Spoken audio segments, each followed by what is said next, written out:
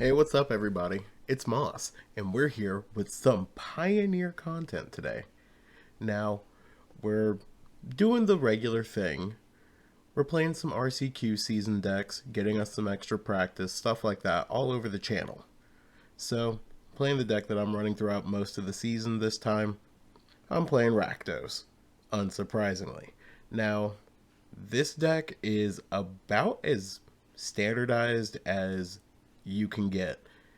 The spiciest inclusions as far as the main board is concerned: 25 lands with no Mutavaults, despite the fact that I'm running an Urborg. People go back and forth between 24 and 26. Really depends. It depends on how many Shellies you have at the top end. I'm only running 2. No real point to running the full 4 as some players have done. It's a good blocker, and it definitely can turn the tide of games. But the way that this deck wants to tap out and use its mana efficiently every turn, using it to cast a single 4-drop and not potentially casting multiple spells in a single turn really doesn't feel like the greatest spot. 2 is acceptable. 3 is probably ideal. However, we're not going for that ideal number because we're running 2 Trespassers, 2 Shadow, 3 of the black 2 mana removal spells, 1 Abrade, and Dreadbore, all in the main. Couple of these are traditional inclusions, some aren't necessarily standardized. With the amount of creativity that's on the rise right now, with just so many decks that care about their creatures either being on the battlefield or in the graveyard to get back, it makes sense to run more Misery Shadow right now in the current meta. With March of the Machine Aftermath coming out in about a week or so, it'll be determined how the format's really going to shake up. There's only a handful of cards that look good out of the set, which, if you haven't already seen it on our channel yet, go and check out what our top 5 for March of the Machine Aftermath were. It's a small set. It's a small list. So, obviously, not a bad pick. Sideboard, again, lots of fairly standard things. You need the Damping Sphere to deal with Lotus Field. It's not as popular in my area, which is the southeast of the US. It's really not seeing much play right now in a lot of the high-end tournaments. So running a lower number of this isn't necessarily the worst thing. It's Rakdos is only out besides Alpine Moon, which also feels kind of abysmal. K-Command, one important thing to note, this deck is running 5 board wipes in the sideboard. The original version that I saw, which had come in first place in a major tournament, was also running 5. It ran 2 Brotherhood's End, and it ran 3 Extinction Event. I decided to go for a little bit of a split with 2 Extinction Event, 2 Brotherhood's End, and a Ritual of Soot, just because there have been an increasing number of just low to the ground aggro decks that are showing up. And these deal with it, Ritual deals with it, all while leaving your Sheoldred potentially a flipped Graveyard Trespasser with Brotherhood's End still alive. A lot of good options. Necromentia for creativity, for Greasefang, for basically any of the Transmog, Atraxa nonsense decks. Go Blank, again, Greasefang, any good mid-range mirror. Noxious Grasp and Duresses for control, and Invoke Despair for the mirror. Now, again, super standardized deck. It is the Jund of the Pioneer format, so if you guys think that we're going to go 3-2, see if you can predict what's going to happen in the comments, or if you just see anything interesting or better plays, don't forget to throw those there too. I'll see you guys in match number 1. All right, match number 1, and we are on the play. All right, let's see what type of hand we get dished out by the shuffler. All right, so this hand's actually kind of sick. So we can go... We're going to have to shock a land at some point. And they're playing Gigantha, so they're either Gruul vehicles or they're Rat Cat. I'm still kind of cool with this in either of those scenarios. I think we are just going to go ahead and kind of telegraph what our deck is here by just shocking in on the first turn. Because, like, sure, we could leave this tapped and make them play an elf, but that's taking us off of killing something on their first turn. And our opponent's mulliganing, so definitely going to be interesting to see how low they go.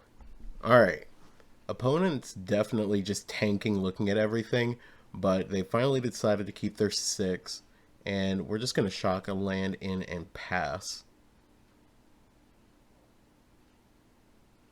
Okay. Opponent plays a Botanical Sanctum and passes. Botanical Sanctum could mean Rona combo. I think the move for us here is Bankbuster, and then next turn Harvester Crew, or maybe even Kroxa Crew. Okay, they play Mana Confluence, so definitely making me think Rona combo. Alright, so this is starting to look like an amazing hand for us. Okay, so always got to make sure that we order our triggers right. Make them discard, figure out more of what they... Oh! They're a enchantments deck. They're Boggles. Okay. Well, thank goodness we have the Brotherhood's End and the Ritual of Soot, because this is a pretty nightmarish matchup. And creatures got hexproof, so not really a whole lot we can do anyway. Cyber Cryptomancer is such a good pickup for this deck. Like, it has really helped this deck out a lot. Alright. And our opponent plays some extra stuff. I think in this instance, unfortunately, what we have to do is we just gotta cycle away this blood token right now and just get rid of that push. We're gonna play that on Seer Step, and I think we're just gonna go ahead and crew and swing. We gotta make sure that our opponent doesn't do a whole lot. This is one of those matchups that can be abysmal for us. And especially because I'm not running something like Sheoldred's Edict, since they're just going all in on one creature. That makes it hard.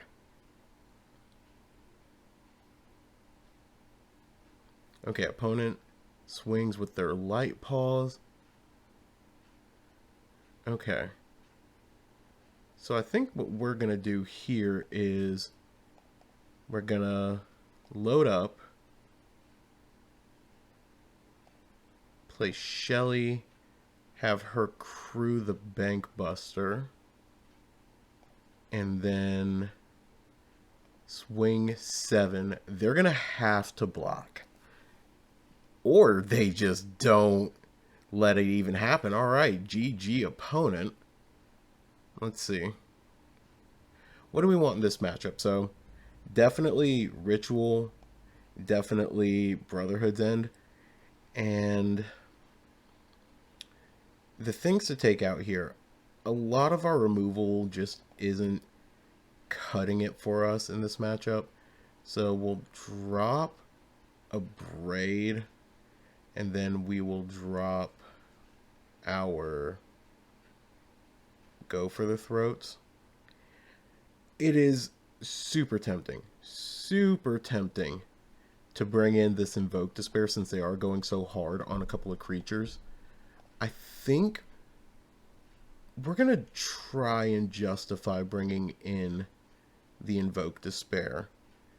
And I think we're just going to drop our other big removal pieces.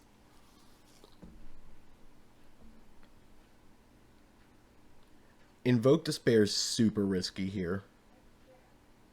Okay, this hand goes hard. Yeah, we'll keep. So we can go Swamp, go for the Pathway, and go for Haunted Ridge on 3, and then just do everything that our deck wants to do. Alright.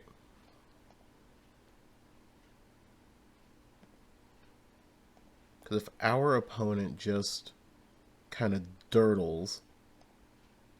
Alright, let's play Seer Step, play Bankbuster. They play Cybomancer, which is fine. And then, as long as they don't go crazy with all the pants this turn, we're just gonna Brotherhood's End and kind of catch them with their pants down.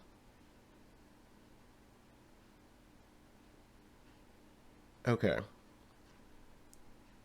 So opponents definitely put themselves in a good spot. They get their Light Paws back, but we're kind of okay with that. Alright.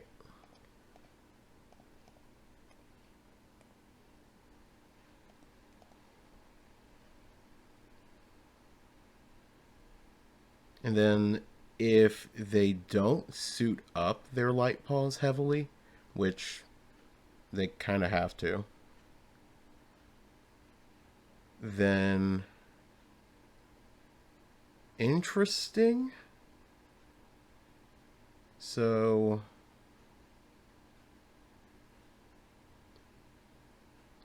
man, and our opponent's got Hexproof on it. Hexproof, Lifelink, Trample, it draws cards. Ugh. Gross. Okay. Alright, so I think what we have to do here is we just gotta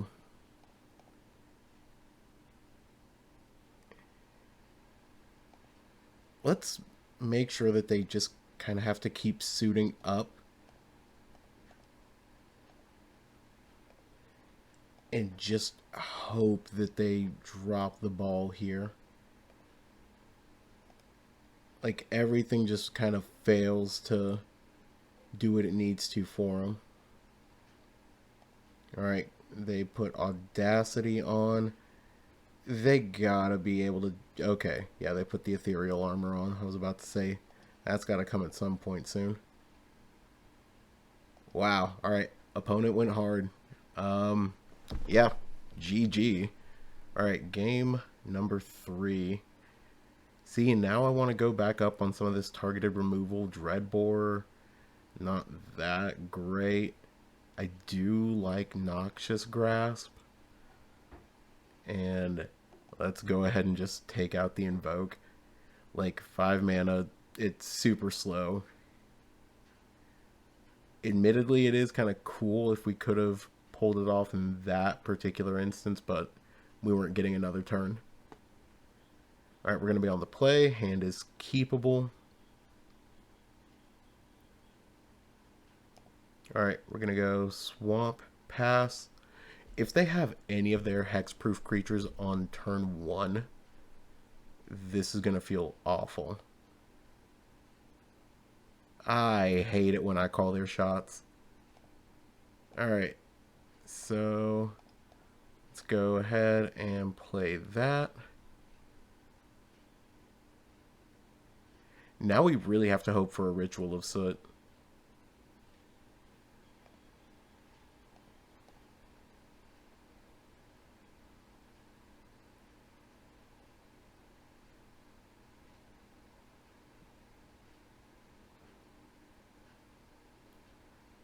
Okay, so opponent's just gonna play their Cybermancer here.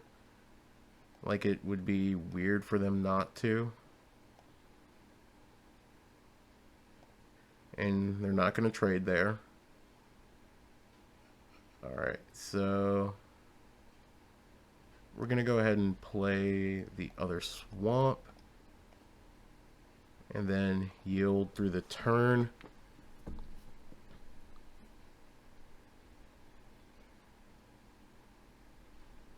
Cybermancer's a really good inclusion. When I first saw Cybermancer showing up in these deck lists, I thought it was kind of sweet to just have another hexproof boggle, but like now I see the utility in it.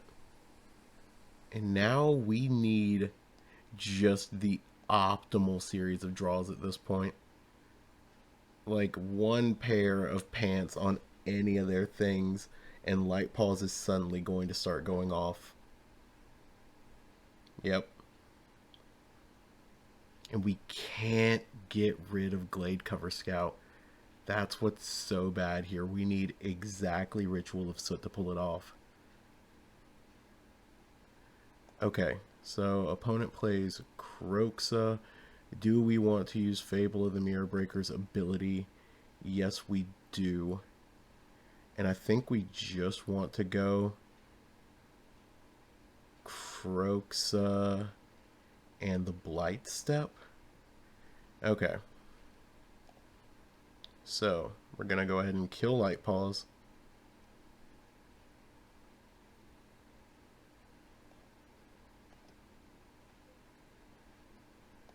And now we're going to play this.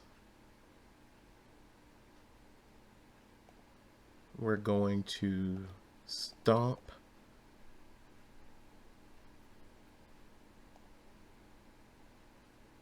We're gonna swing with both. And we're only gonna swing with both because realistically, we know that we can play our other Bloodtithe here. Yeah, they're just gonna block like that, which is fine. And let's just go ahead and play Bloodtithe here. Okay. Now, we're going to have this Fable here soon, which is going to be sweet. If they get it flying. Okay, Audacity gives it Trample. So, I think we're just going to take this. And again, the reason why we're just going to take it in this instance, there is no reason for us to just not at this point. Okay.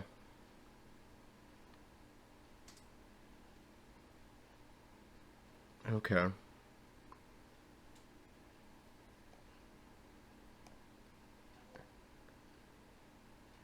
Draw a card. Ooh, Extinction Event's so good here. Alright, we're going to go ahead and play Bonecrusher here. And we're going to see if they offer the trade with Glade cover, then we get to just go even, get rid of Cybermancer.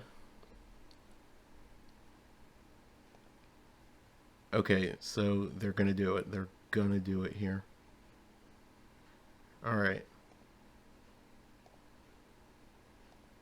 So, we're going double right here.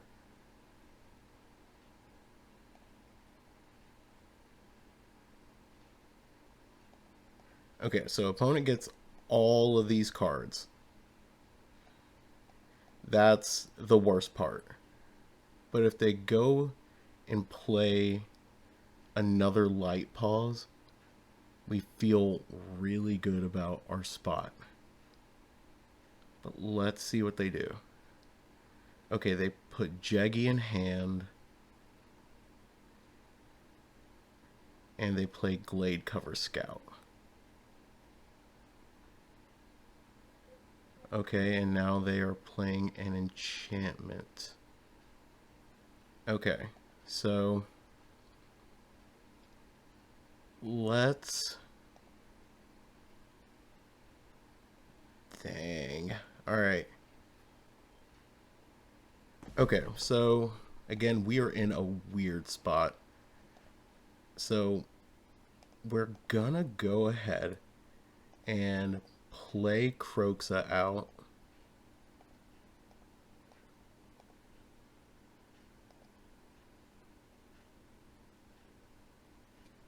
And then we're just gonna make our opponent discard something. Again, if they don't go hard with the enchantments this turn, they discarded Mana Confluence, so we know that their hand is Gigantha and 2 other cards. Admittedly, we missed out on a couple points of damage there just because we could have swung through with 4. I do find it almost necessary for us to... Okay. Yeah, so we missed out on 4.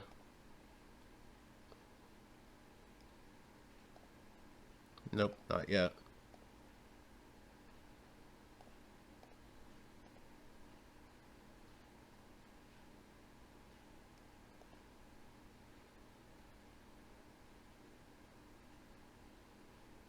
Okay. So, I'm going to go ahead and copy that again.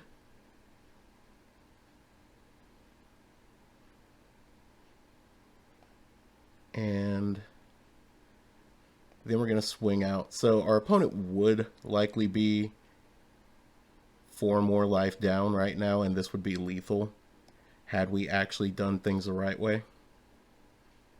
But now our opponent is forced to block basically everything. Yeah, our opponent would be dead. Absolutely dead. That was a punt, a massive punt. Okay. Thankfully, we will not do that again. No punt. Name odd. Okay. And then...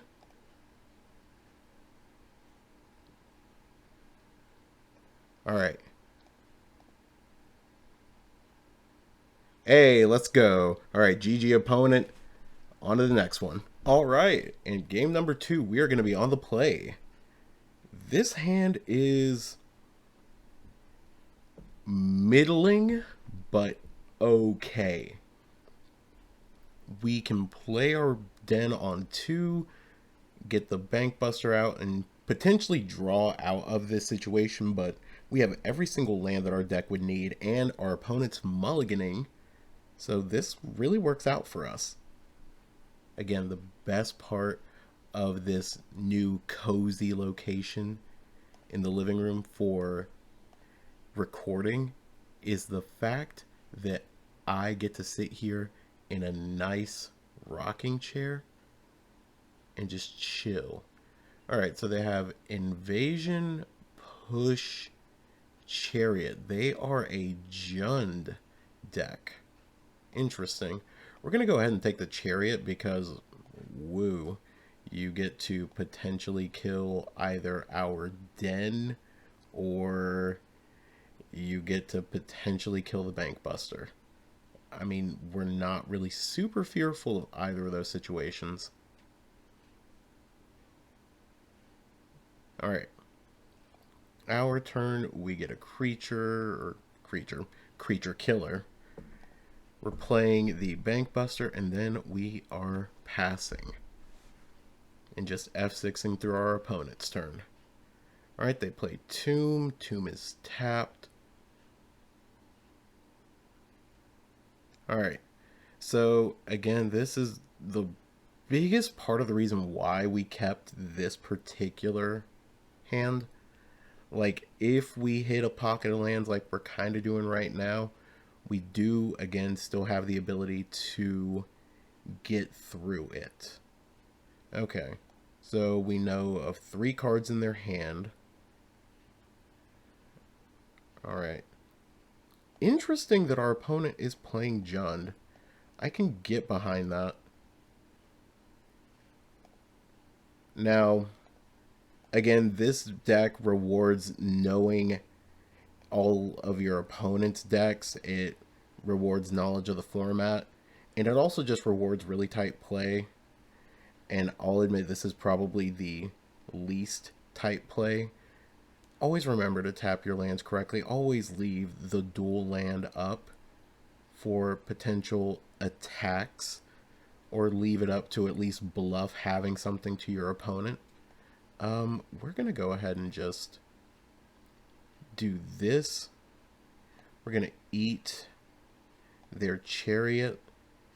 If our opponent has a Shelly, this hand starts to feel absolutely terrible. But I think we're kind of okay with this. So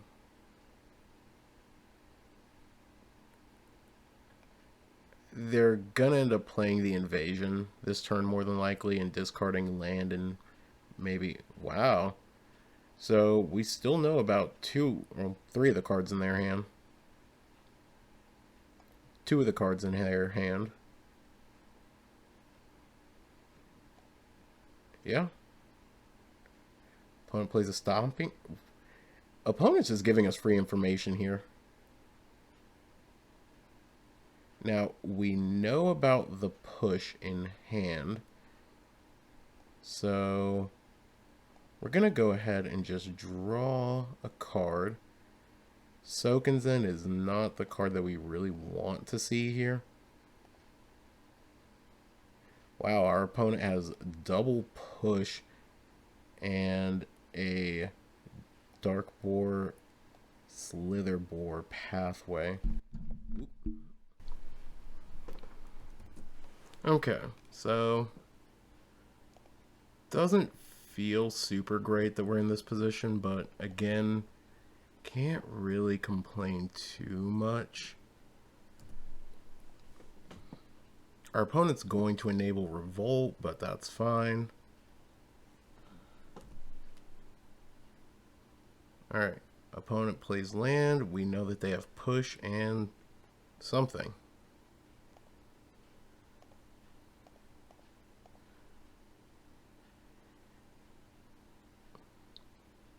Golly.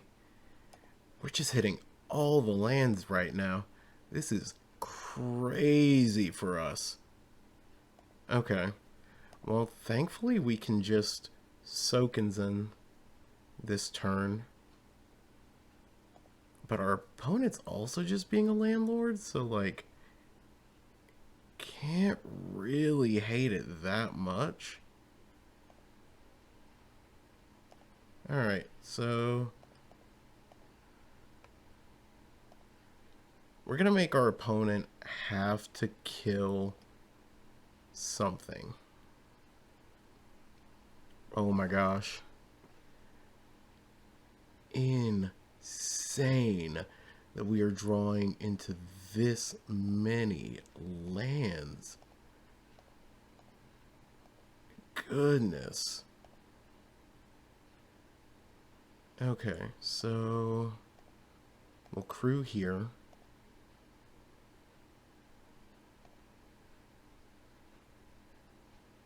Okay, what they killing? Alright, they're getting rid of that. Unfortunate, but fine. We've still got 2 more man lands in our deck.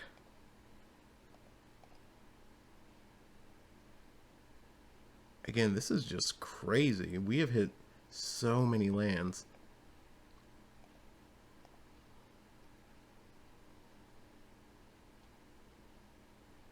Opponent just plays land and passes. Wow. Alright, which one of us gets out of the flood first? Alright, I drew out of the flood. So let's play a Blood Crypt. Tapped. We'll crew here.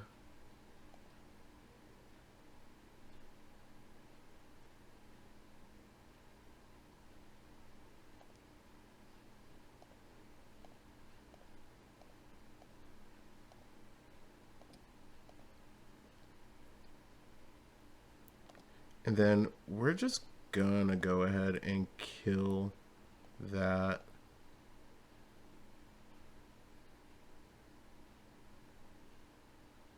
What's opponent about to do? They go for the throat Arden.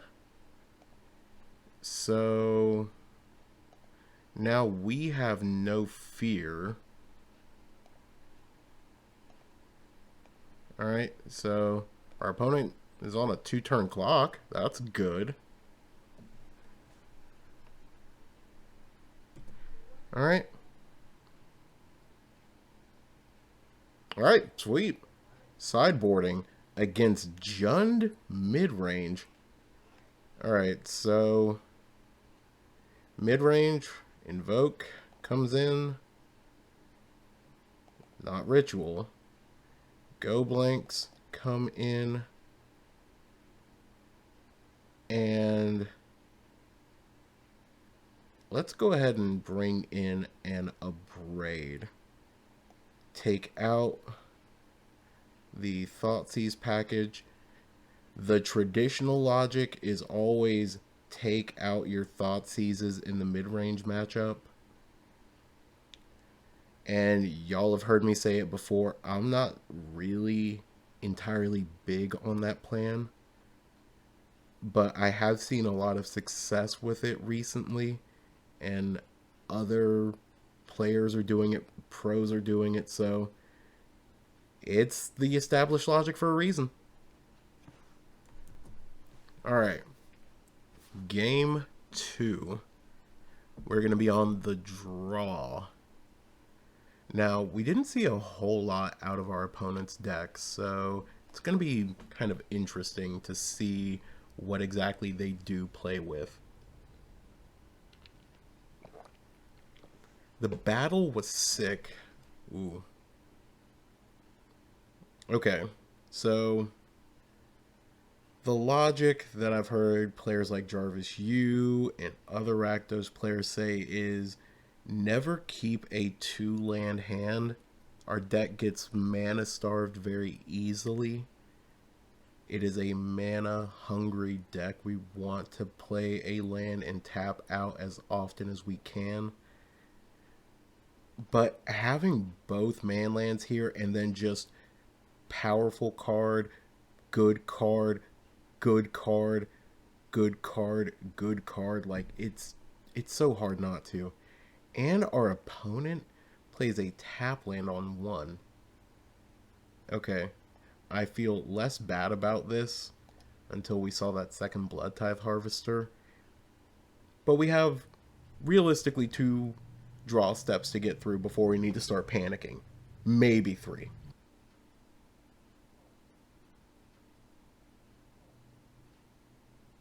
Okay. Opponent plays Courier's Briefcase. Oh. They're not Jund.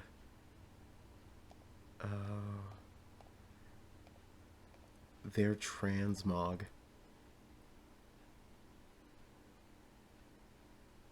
They're a transmog deck. It was just seeing that immediately gave it away. Like, it wants to get to 4 mana as quick as it can, and then transmog a Traxa. Alright, so they push.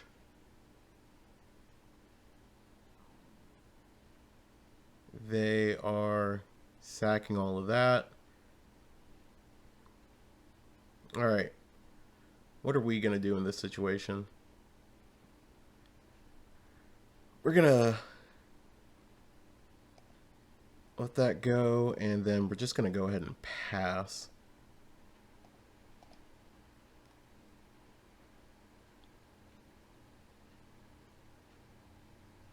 Okay.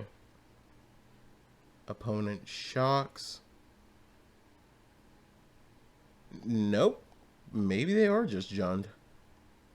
Either way, I think we're just going to do that. And then next turn we can go Haunted Ridge and Reckoner Bankbuster and be able to just block any of their creatures that they send through.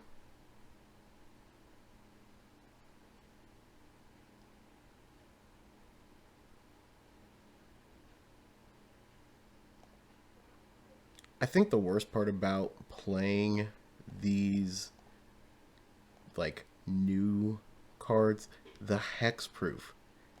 Hexproof just feels so bad to run into. Like, okay, none of your interaction actually does anything. Okay. Now, I still won't be surprised if they just have like Transmog right here and they have Wrenn and Realmbreaker to kind of make the game go a little bit more mid-rangey. Wow. Okay. Again, just calling all of our shots. This is a hard one. So they get a ton of cards. They get so many cards here.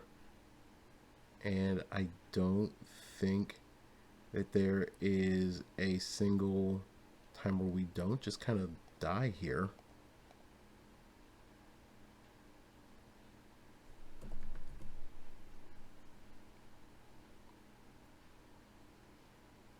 So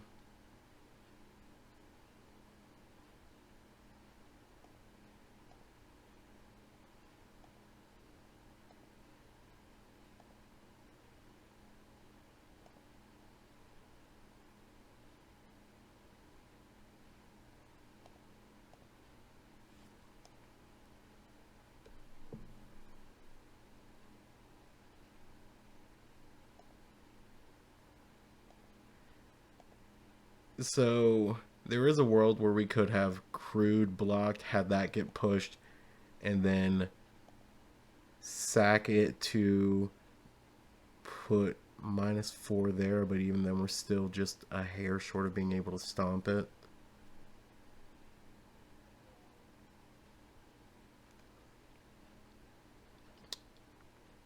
Alright, so I think here what we're going to do is play that, and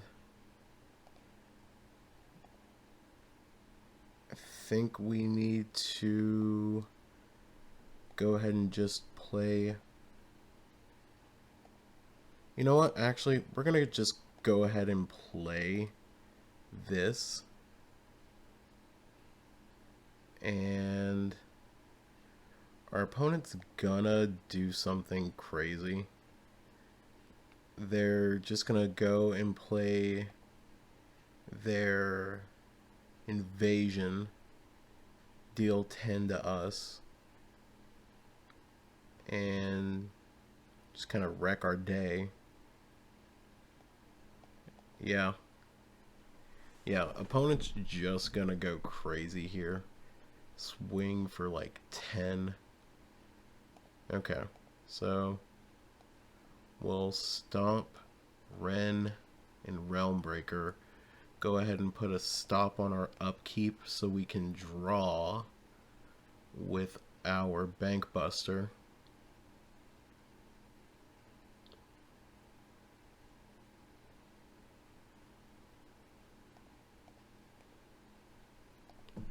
Man, see, and we even knew that they were going to be this god-awful combo deck, and we still made that choice. Again, massive punt for us. Absolutely catastrophic punt.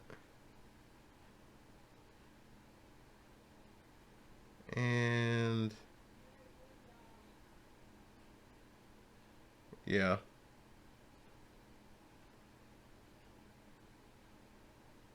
Alright, so we're gonna go ahead and just do this. I don't really like that we have... Okay, so do we want to use Fable of the Mirror Breaker's ability? No. And let's go ahead and do that. Alright. Yeah, we're gonna likely die on the crackback. In fact, yeah, we die on the crackback. Alright, GG. Alright, game number 3. Game number 3. What do we want here? So now knowing that they are the Transmog deck, it actually feels bad that we sideboarded the way that we did. And I really want to actually bring in these Thoughtseizes again. The problem is, what do we want to get rid of? Misery Shadow isn't good in this particular matchup because we're not worried about them getting stuff back. Duress also feels super good here. And Graveyard Trespasser doesn't feel good. And we gotta drop one more. I think what we want to drop is maybe a Reckoner. Like, it'll draw us more cards, but playing it on curve doesn't feel good, especially when we could be holding up and doing things. Okay, so this hand lets us really stop our opponent from stuff. Okay, so we're just going to go ahead and take off this upkeep stop. Okay, we're gonna Kroxa on 2 after playing Den. And then keep Heartless Act ready to go.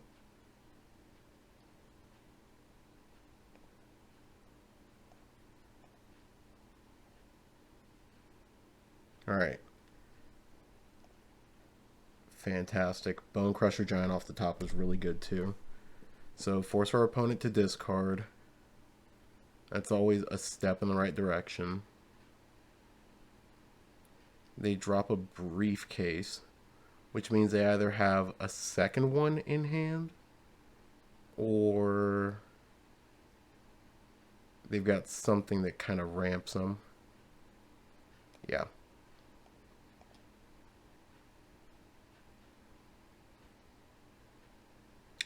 Okay. So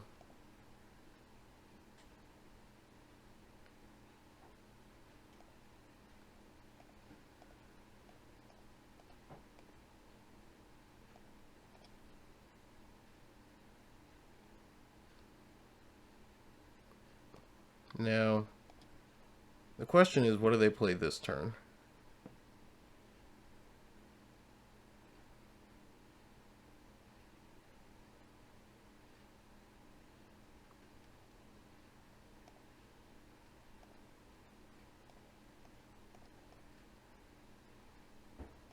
Actually, you know what? Just pass. We've got options. We've got a couple of different means of stopping our opponent from doing their thing here. Okay, they just discard one. Alright, they're about to... Let's go ahead and destroy creature with no counters.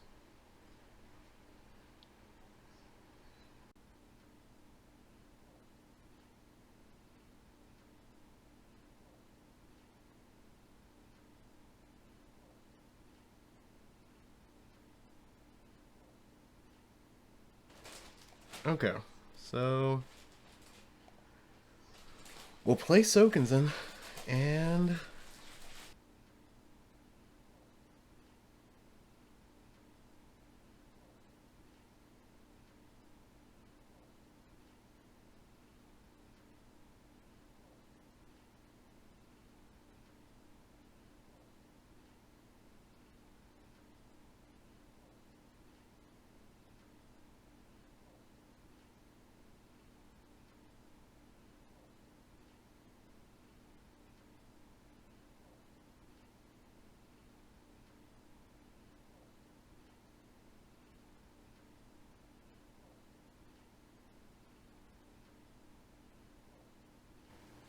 destroy artifact.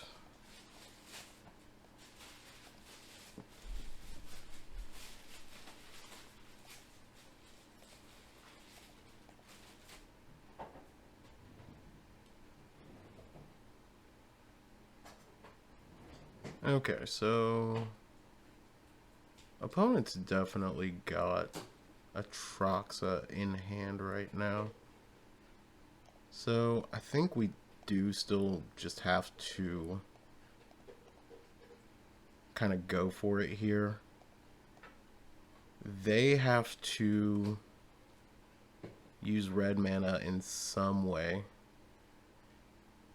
And if they get rid of our Sheoldred on their turn, we have the opportunity to just get rid of whatever they play.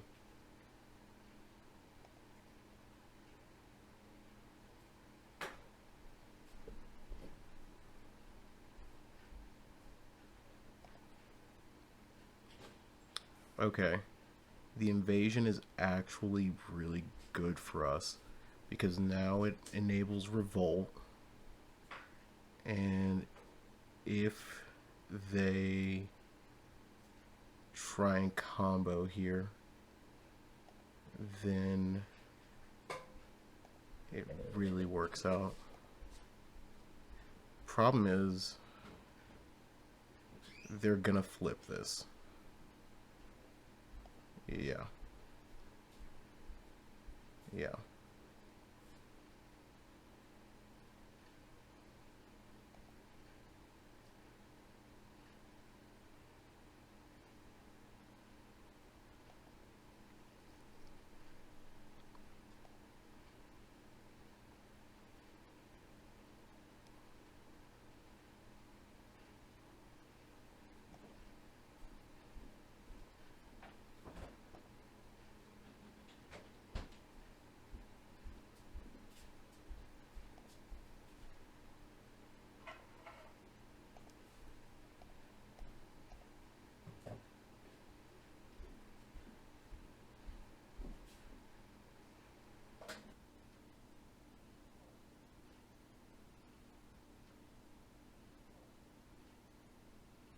Okay, so I think opponent has us here in this one. We're gonna just go ahead and stomp there. And the other smart move for us here is just to go ahead and play this, if only because if we play this, we can draw into something that will kill off one of their creatures if they transmog into a Traxa this turn. Like, we're gonna feel bad about it, or if they just hardcast a Traxa. Thanks to Ren and Realmbreaker, they can do that with ease.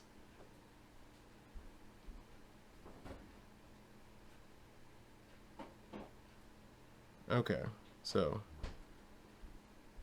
our opponent's just casting Fatal Push and swinging for too much.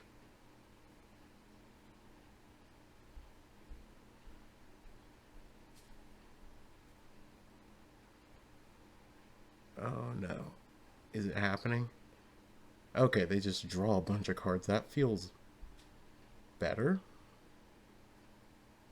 Not good, but better.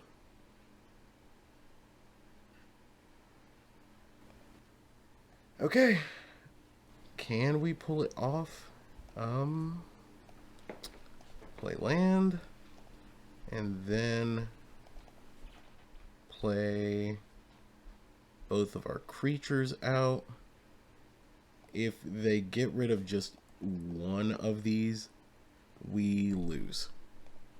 They can ultimate their Renin Realmbreaker this turn, and that gives them access to all of their spells. So then we still just lose here. Yeah, being able to hit us from multiple axes has definitely been the hallmark of our opponent winning this game. Alright, GG. Alright, see you guys in match number 3. Alright, so we are in match number 3 and we are on the play. Let's see what we can do in this match. Okay, hand is actually like super keepable. Problem is we do have to make decisions about what potential cards to get rid of. Obviously, we're just going to go Blightstep, Mountain, and then hold up a Go for the Throat. Our opponent playing Gigantha and playing Fabled Passage means that they are the Niv to Light deck. Oh, we're actually playing against noted streamer Darth Jason. Okay. Well, here we're just going to go ahead and play Bankbuster because the Omnath to Light deck, all it can do on turn 2 is Growth Spiral and play Caryatids. So, what's the move for us on turn number 3? We've got 3 Fables in hand. If we get jiggy with just the Graveyard Trespasser, our opponent's going to feel fine letting this happen. They won't block us swinging for 4, and then they're just going to happily play Omnath next turn.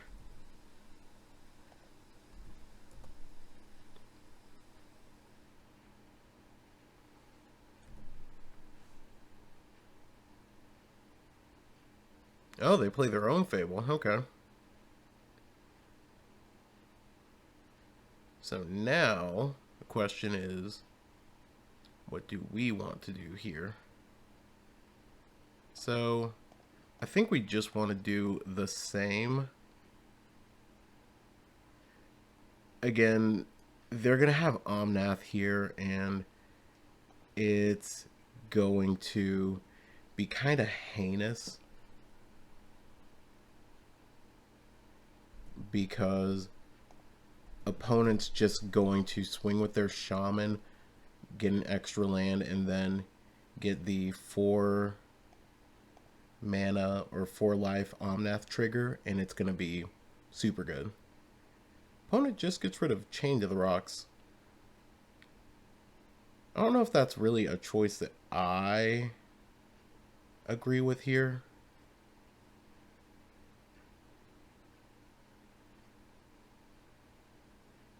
Yeah, we'll kill it. We'll trade. Okay. So, they get their Omnath. They get this.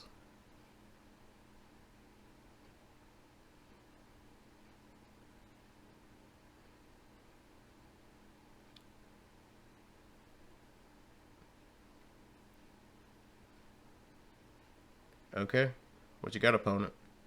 They played the island. Are they going to bring to light here? They play Kenrith. Okay. So here we just utilize Fable of the Mirror Breaker's ability and get rid of both of those.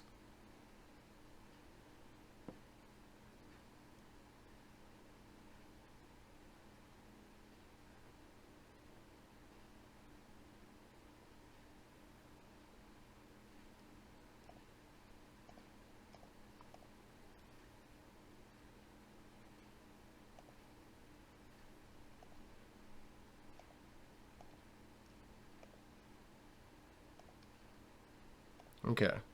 So, if opponent blocks here... opponent was smarter than that.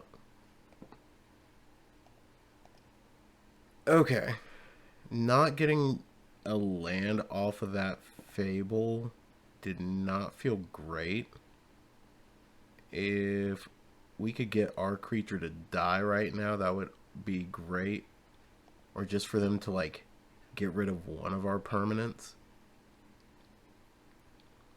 I am begging you, opponent, please get rid of our permanents right now.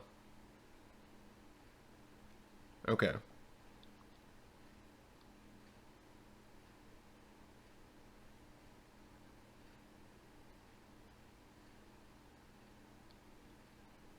Oh, they're doing Chain to the Rocks now. Okay. Well, problem is if they have Bring to Light in hand, this hand goes immediately to nowhere. Alright, we're going to go ahead and push Omnath. We're going to go ahead and deal 3 there. And then we're going to hope that everything goes well from here, because next turn we can just go Shelly and kind of turn this game around. Okay, they cycled a Proving Ground. They play another Chain to the Rocks. Wow, our opponent's hand was abysmal.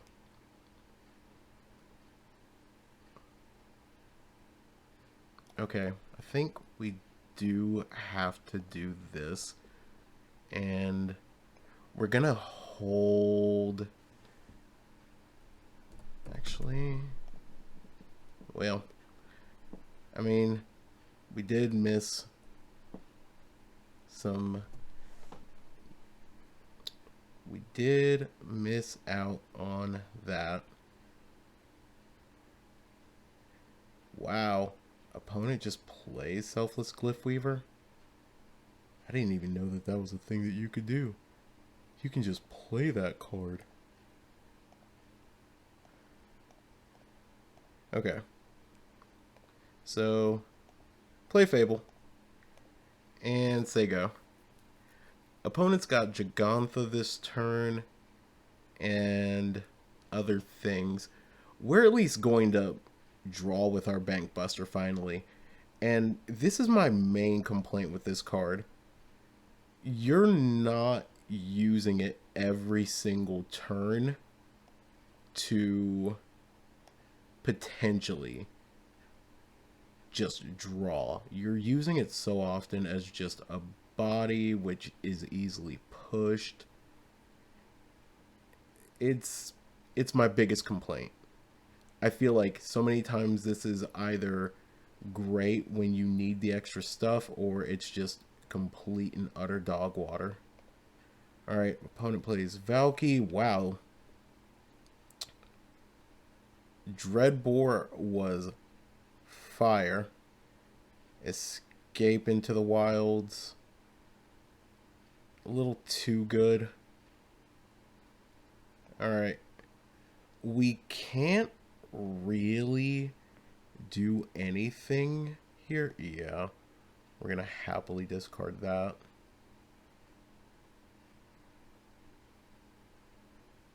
Alright.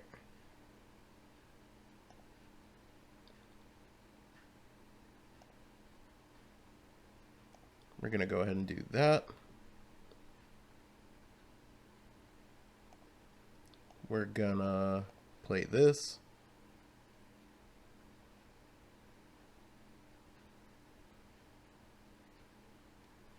Okay.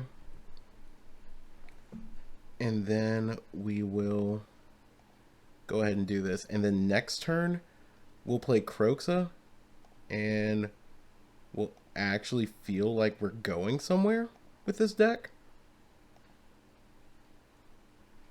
Now, for those of you that have been watching our channel for a minute, you'll note that this is real similar to our team captain's Niv to Light deck. so many versions of it don't actually run Niv, and instead they run any number of crazy things. They'll run Omnath, they'll do all of this. Okay, so they play Sun Petal. They can play Spara, or they can Besage you. No, they play Carry Added out of hand, and then they play Spara, so next turn they have Mom and a bunch of other things.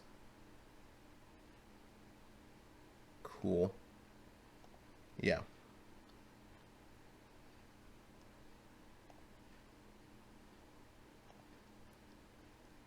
All right.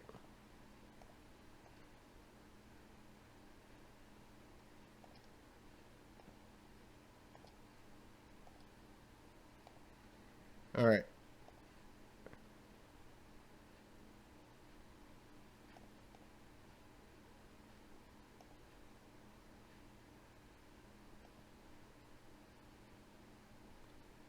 So this is a really good question right now. A really good position that we're in. We could crew swing for just a big amount and actually have our opponent dead on the crackback, because they have to do something with that Besage this turn, and we have so much that they can potentially get rid of. Alright, so they gotta block our biggest things.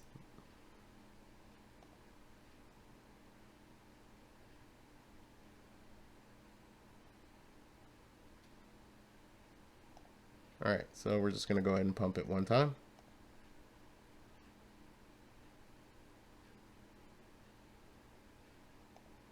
Really?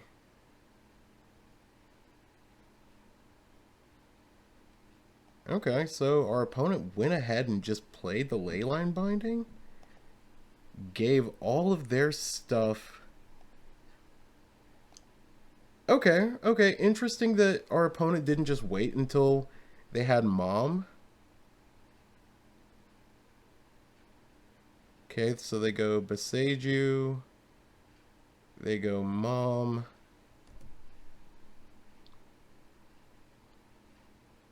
And then what are they doing now? Ooh, Hostage Taker. Taking two of our things. Disgusting opponent.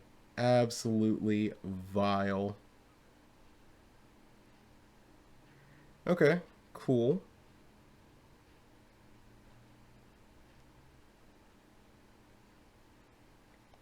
Alright, let's go ahead and draw here.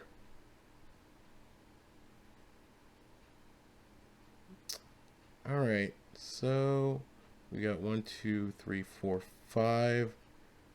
We're gonna go ahead and do that.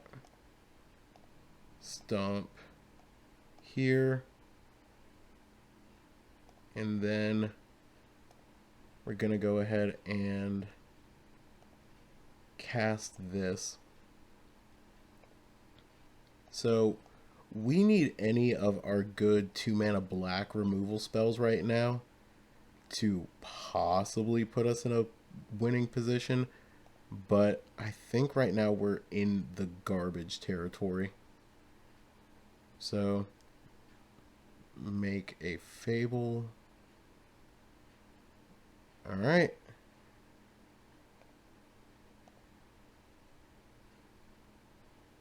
Alright. So our opponent's swinging 4, 7, 10. We're gonna block and block. Take those out.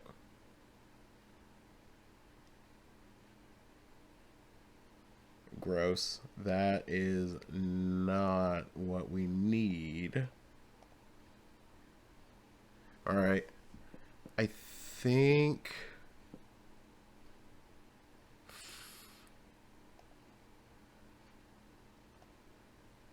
Okay, so we can just do that.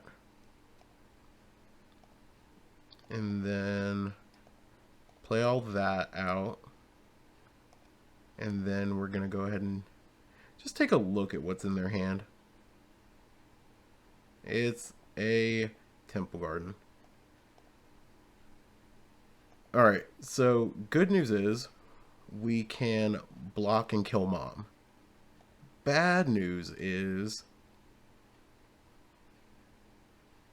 we're still kind of hurting if they play another Leyline Binding or if they go for really next to anything. If they got a Bring to Light, then we would not be feeling great about this.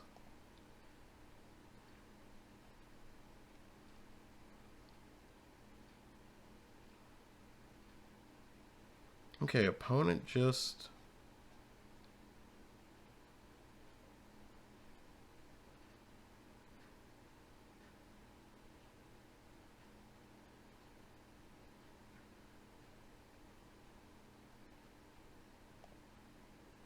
Alright, so we're going to go ahead and crew with the pilot.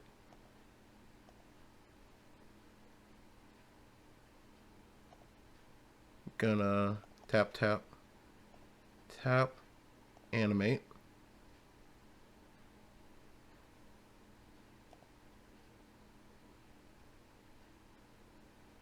So our opponent will take none, but we will possibly kill something of theirs, given this board. Okay, so they're gonna kill... Yep.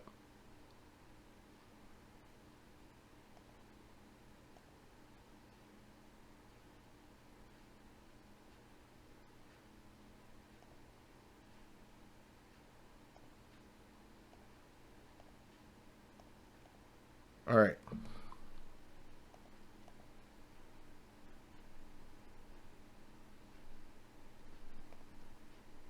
Alright, so opponent gets their reflection. That's technically our reflection.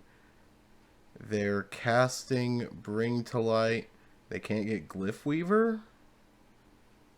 They can't get Kiki. They get an Omnath, though.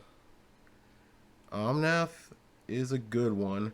They're going to play the land, get their 2 triggers off of it.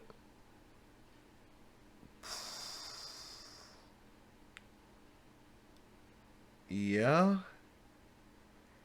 Do Omnath again? That's crazy. Yeah, nope.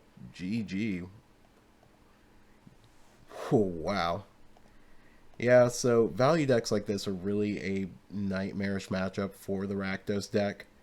So let's go ahead and bring in Grasp, Go Blank, Necromentia, and Invoke. Damping Sphere almost feels good, but the Omnath doesn't get affected by it, and sometimes they're just not playing enough spells to really necessitate it. And I think the other thing we want to get rid of here is Abrade. Yeah. Again, bringing in like Extinction Event feels okay, but that's kind of iffy. I kind of want to just get rid of these Misery Shadows because they're not really pulling a lot back from their graveyard, and then just bring in these Duresses. Alright, so on the play, and let's see.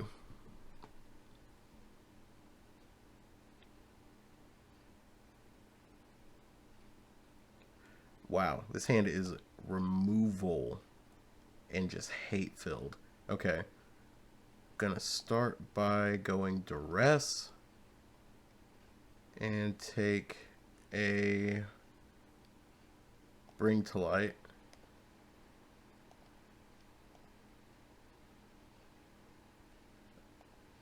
Alright. Jetmir's Garden. Okay. So, I think now we just want to take one of their bindings.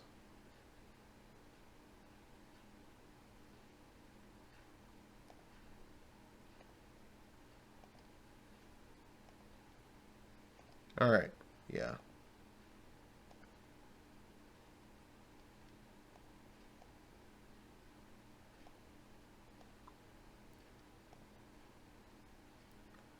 Alright, so they played that and carry added.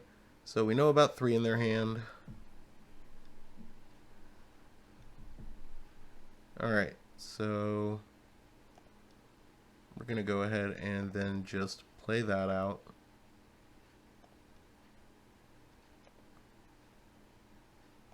No, don't yield.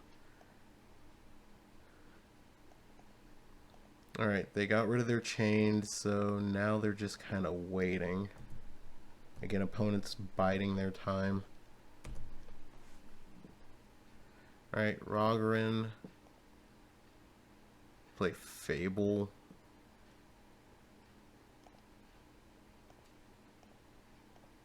Stomp out that token.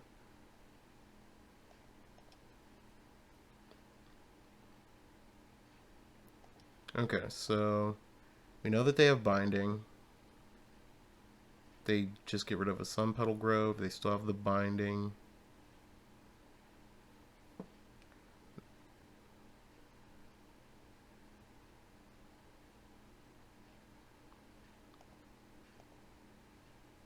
Okay.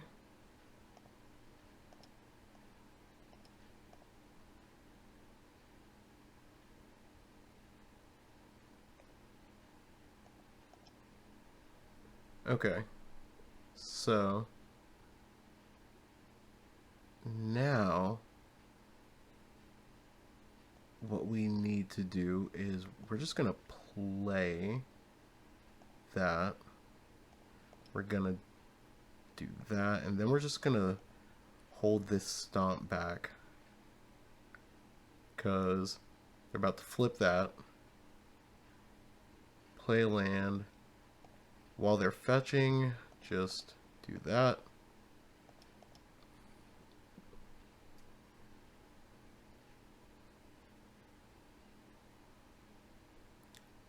But what are they going to do? Oh, they play Kenny. Kenny is good.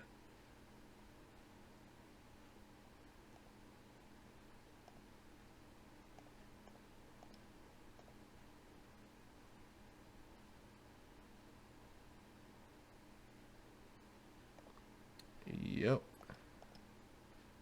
All right.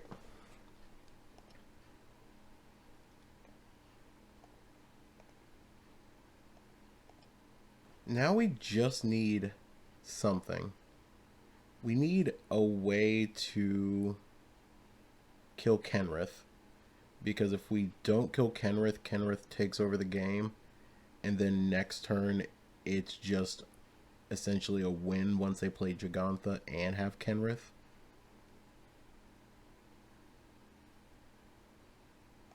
Yep, this is not good.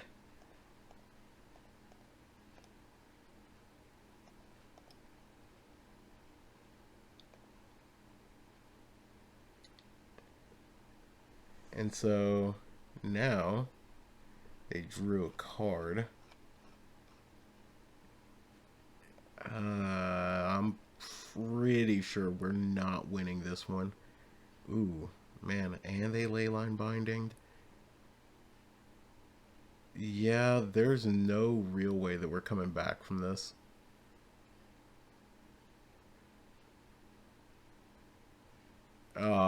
Rough, brutal. Alright, GG's opponent. Alright, see you guys in the next match. Alright, match number 4. Alright, we got to win out from here to actually pull off the 3-2. The good old Jund 5-0. Opponent is going to be on the play. If we're going to do the thing that Marin / Maven and a few other streamers do and try to guess what our opponent's on just based on this, playing against Esper Greasefang, which is not a great matchup for us.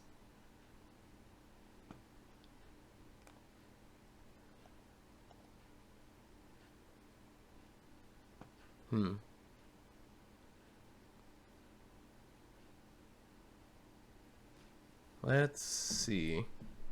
Our hand's good.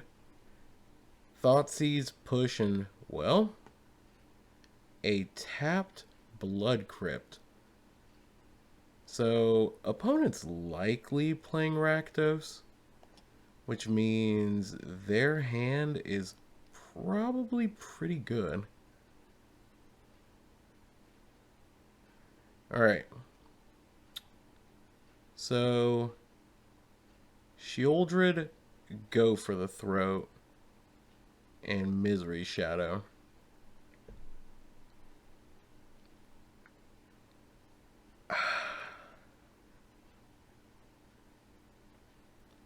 Sheoldred's the take. Like, go for the throat, Misery Shadow,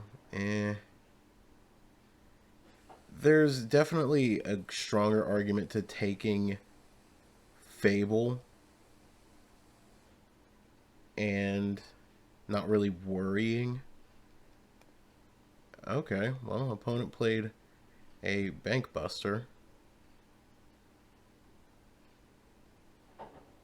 So, I think it's time for us to do the same.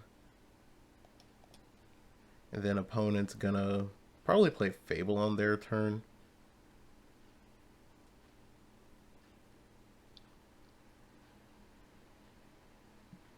Yeah.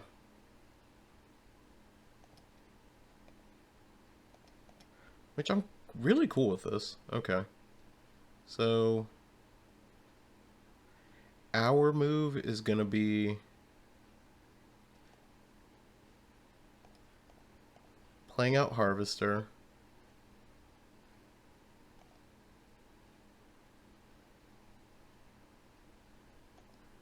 Let's cast targeting that.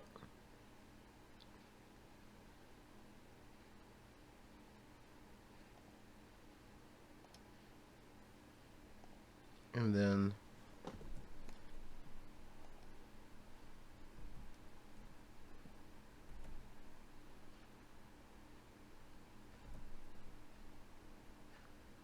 alright.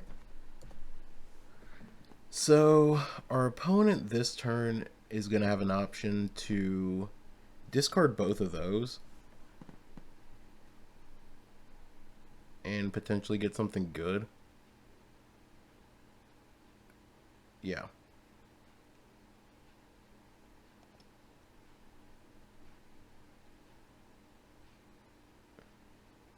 Okay, so they play another Fable.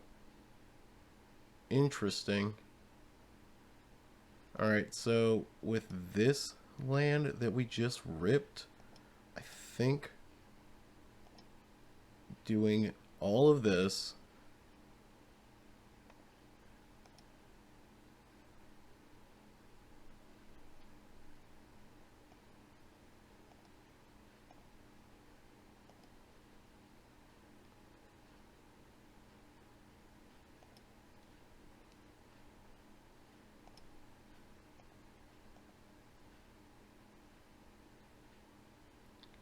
okay, so they are doing something. The question is, what do they want to do that's so important? We can't pass up this opportunity. Great call on our part. All right.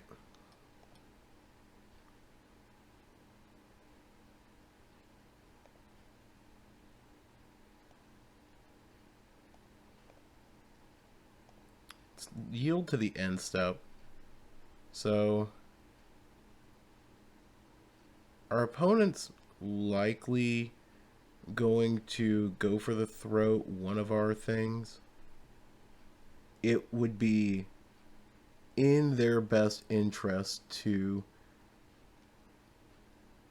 yeah, they're just gonna Liliana minus go for the throat on our Fable after it flips.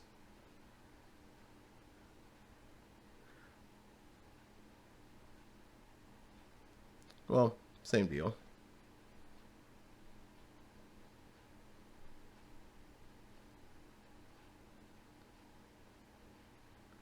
No.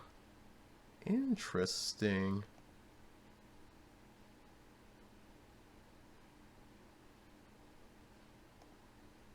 Okay.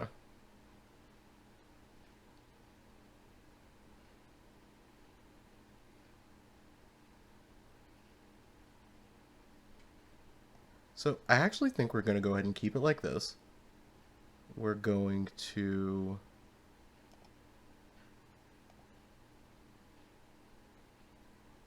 drop that.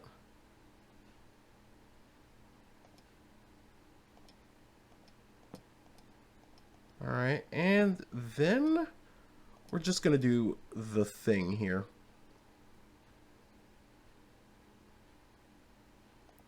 Now, admittedly, we need to just deal with the Bankbuster situation.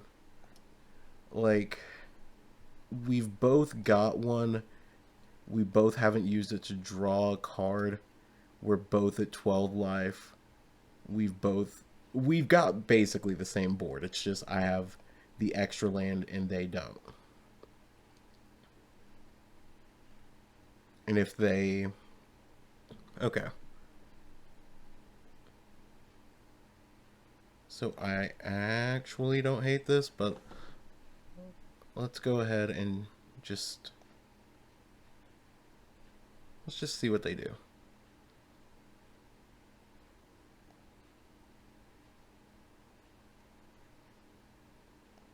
Okay, let's go ahead and draw our first card off of the Bankbuster. And that's a great card for us to draw here. Well,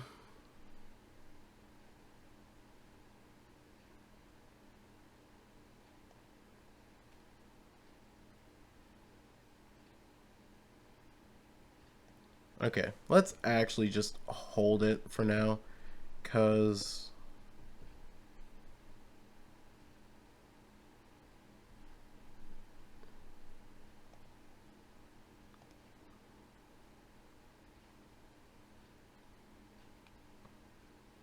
okay. Yeah, I think the smartest thing for us to do in this instance is wait for them to animate something. What they animate is particularly important for us.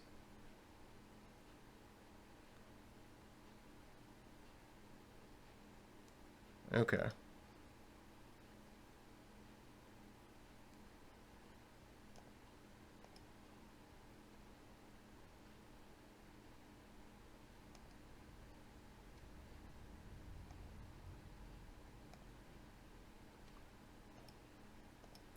Alright, beginning of combat. We're going to stomp that.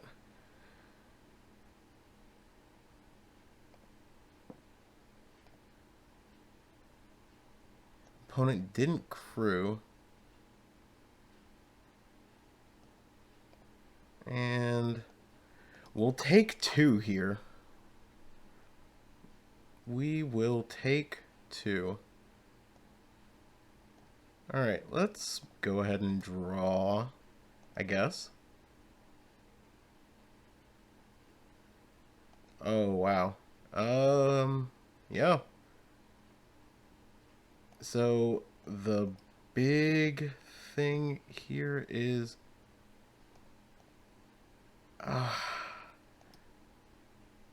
let's go ahead and just play out the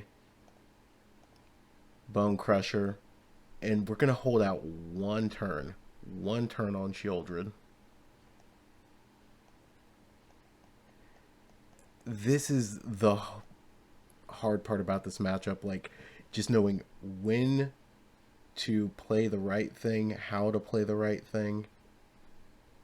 Drawing Sheoldred there felt good.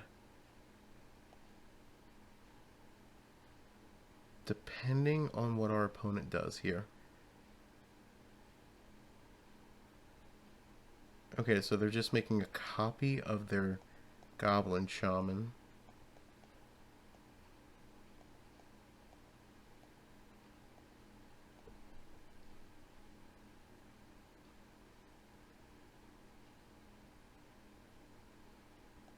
Okay.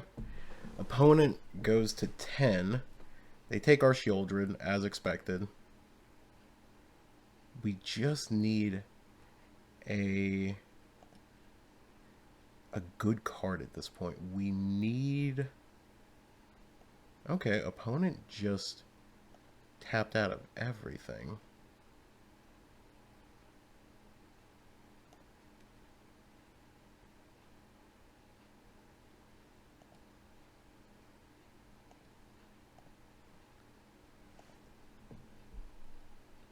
All right.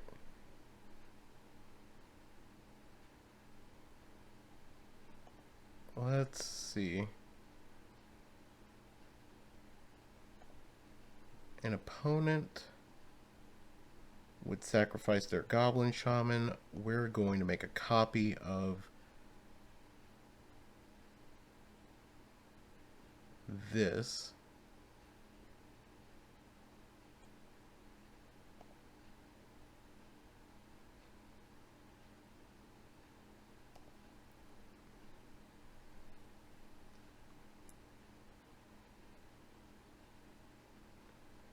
Okay, so let's see. We make a copy. That's 12. We play Den of the Bugbear. That's 16.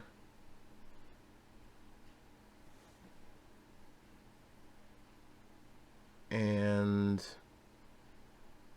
then they can only block 1, 2, 3 creatures. They're still going to be able to draw a card. Okay, so think we can do it like all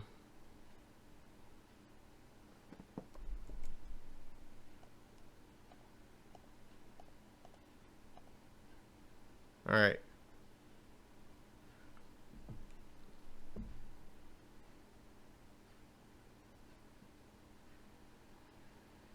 Okay, so what we're going to do here is I think we're just going to make the safe swing and just go with 1, because sure, we can swing for 16, but we definitely down the crackback by going for it.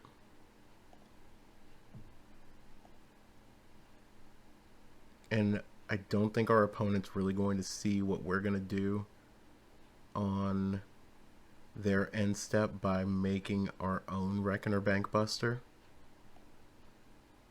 Unless opponent just got the fatal push here. Alright, so they got the Heartless Act. So let's go ahead and draw.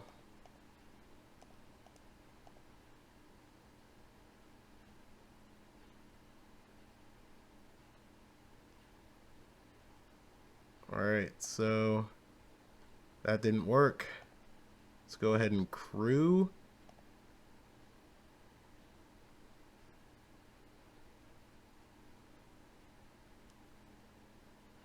We will make another copy.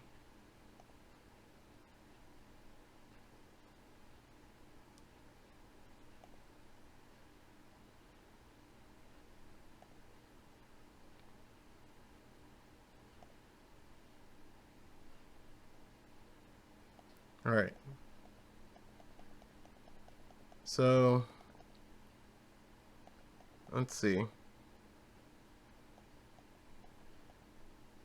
now we both have the means of blocking some amount of good creatures. Alright, there's Sheoldred. You know, here I was talking smack about the 3 Sheoldred version, and now we are getting kind of beaten like a drum by it.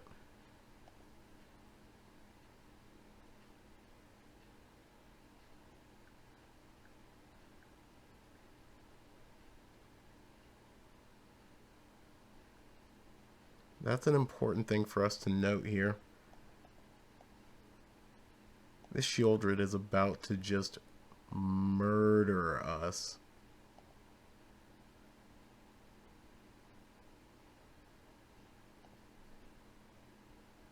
And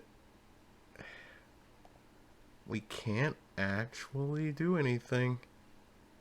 So we're just gonna go ahead and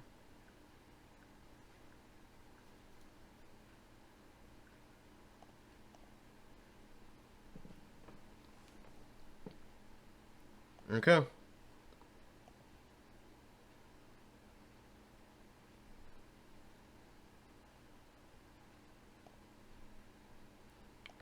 And I think opponent's gonna try our line.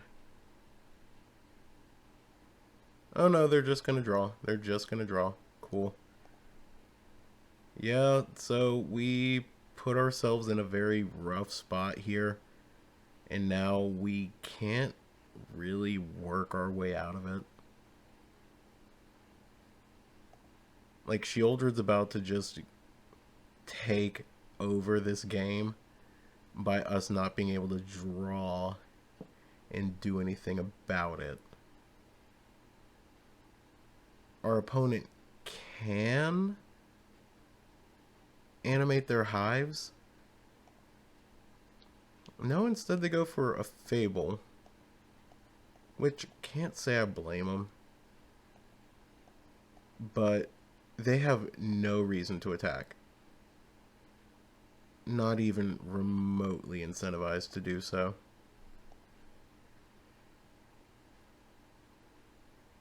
Okay. So, thankfully, we beat Sheoldred here.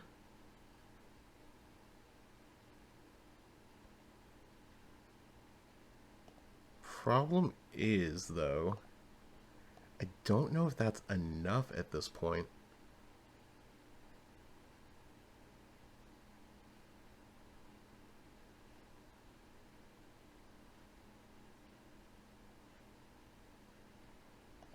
I don't know if just taking out their Sheoldred is enough now.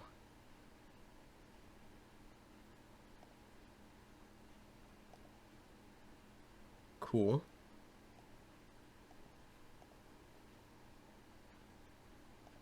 Yeah, and now our opponent's gonna do the thing.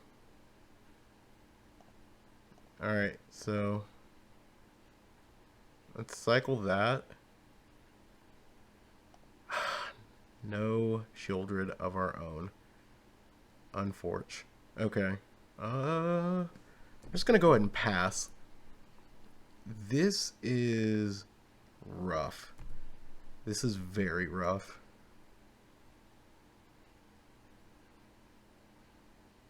Opponent is doing the thing.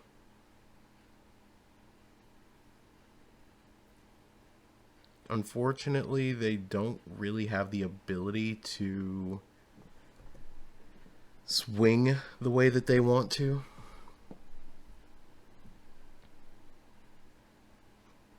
Man. High intensity Rakdos matchup here. Okay. So, opponent's thinking over all their moves. They can draw. And hopefully take out my reflection. Because despite being Rakdos, our opponent has not seen any of their, like, normal removal None of their bone crushers or anything like that.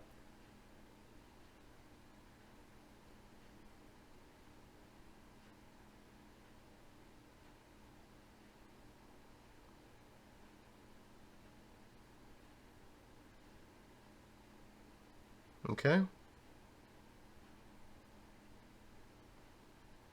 Opponent did the thing.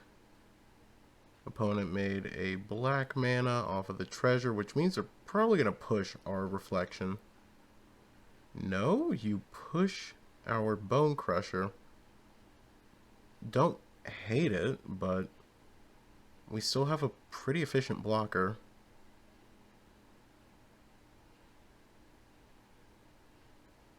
We still have the bigger board technically, although they are higher on cards. And there's the stomp. Okay.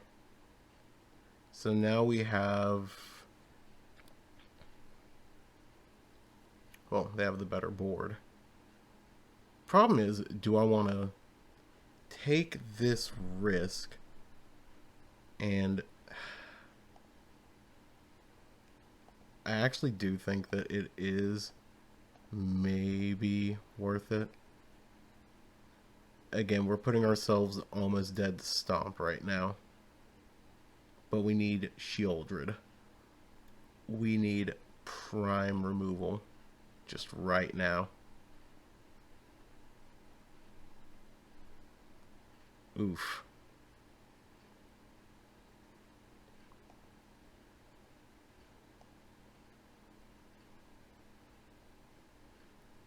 Oof. Deck, come on.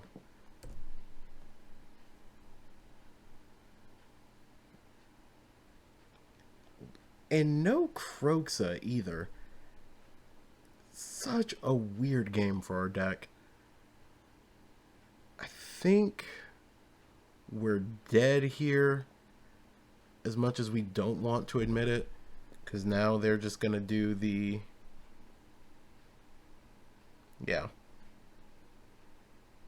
Now they're making all the copies.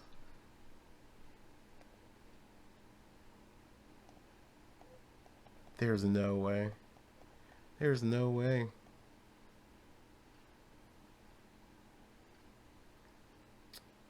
Man, our opponent has played out of their mind.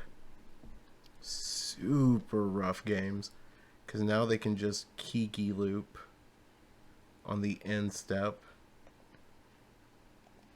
And Kiki loop will definitely get there. Yup.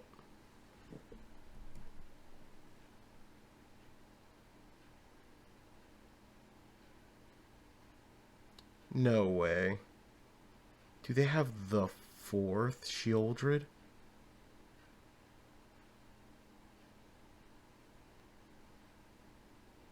No way.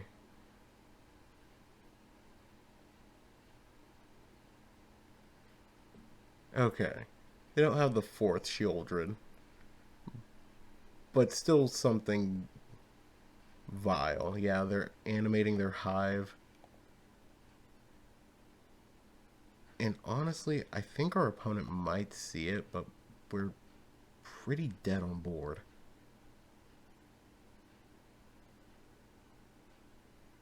Okay.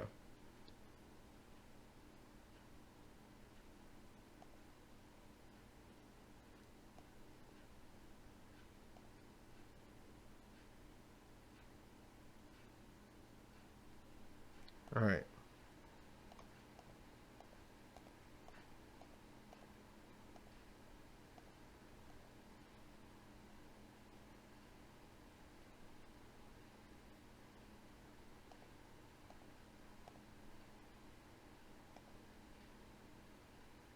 All right.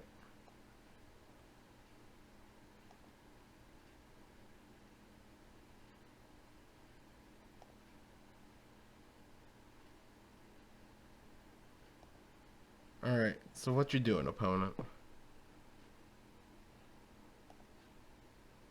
All right. So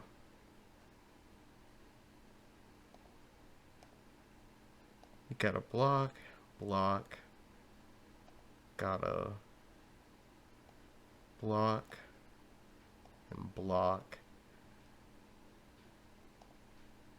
And then we'll pump this out of range.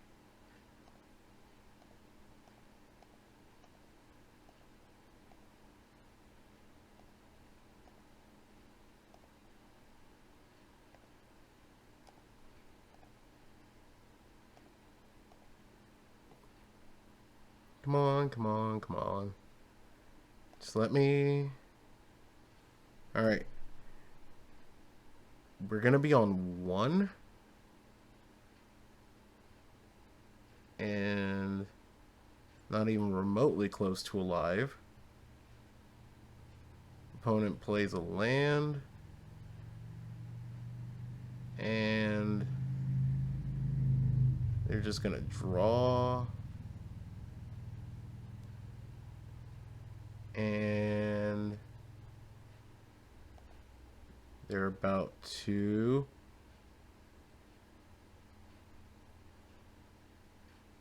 doing something.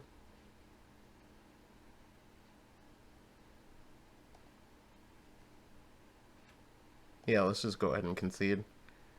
Maybe we can make it to another game and maybe beat them on time.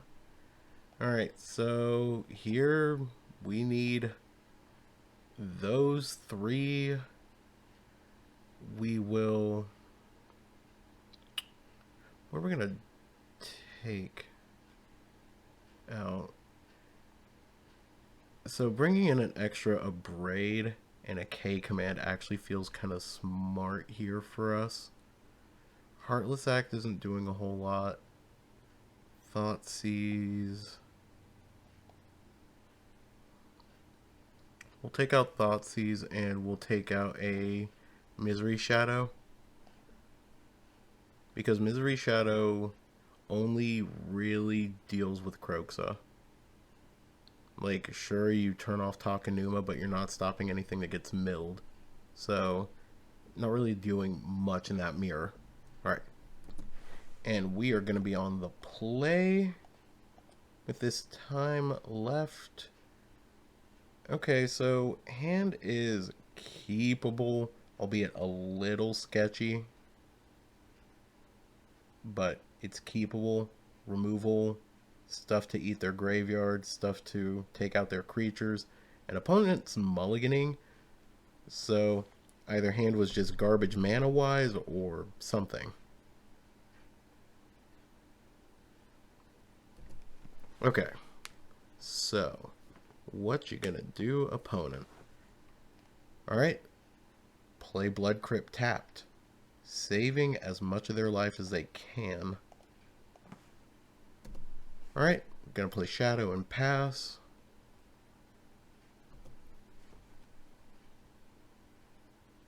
Opponent plays Hive. Opponent plays Bankbuster. We are gonna go ahead and attack and play the castle. Then we'll do that and eat nothing. Say go.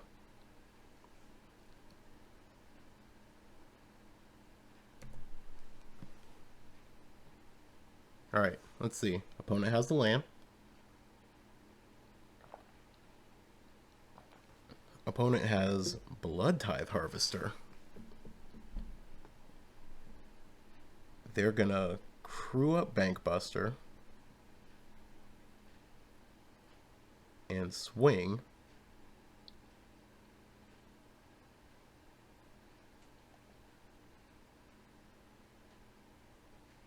Yeah, no problems with that. Now, we're actually going to go ahead and play our Takenuma, but we're going to go ahead and kill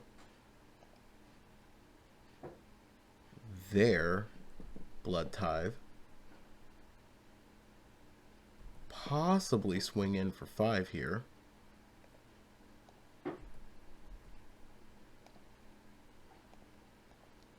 And again, the non-bow here is part of the reason why I haven't been so high on Misery Shadow. Jarvis Yu, in the deck that he won his RCQ with the past weekend, played a version that had Kalitas in it, which hasn't really been seen since the printing of Misery Shadow. And it's definitely a unique inclusion. Okay, you're just pushing the shadow. I get it not wanting to go down cards, so that's reasonable. Alright.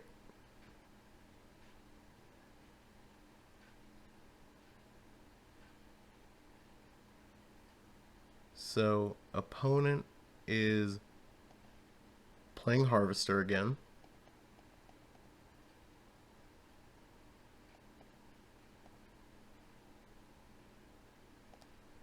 Okay. Just going to go ahead and destroy that. And then force them to kill my thing.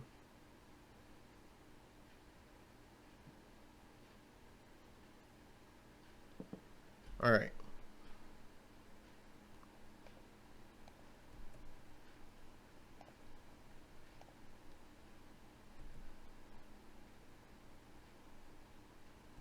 Okay.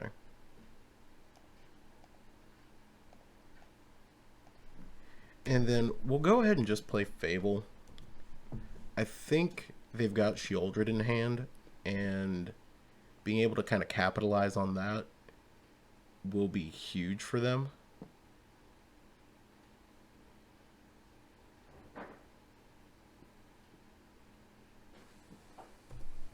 But being able to potentially draw out of a position where Sheoldred is annihilating us is also really fortunate. Or maybe the opponent just casts Go Blink.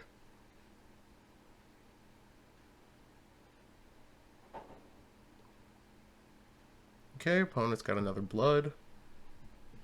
They cast Go for the throat. And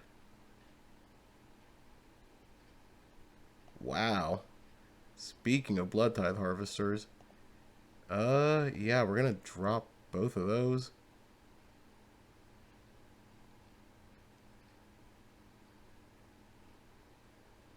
Okay.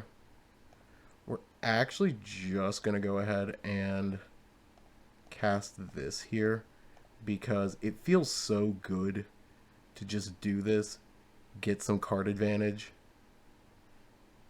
and again, just kind of have our opponent scramble a little bit. Now, if they're going to do it the smart way, they're going to crew their Bankbuster and sack their Bloodtithe, but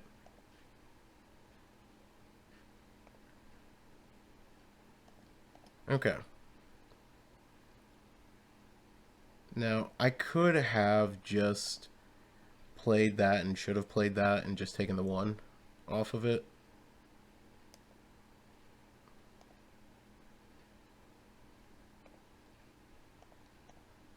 But I still think we're, again, in a very fortunate spot. Okay, Sheoldred. It's about what I would expect. It's not going to feel good.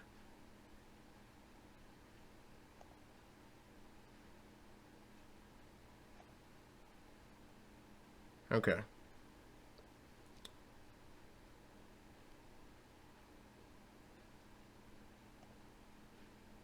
Alright, so we're going to go ahead and play that.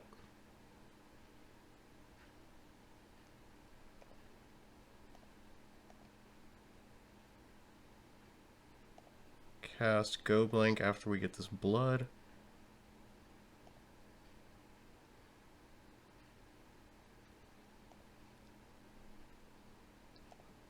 Because again, just putting them down on resources is so good.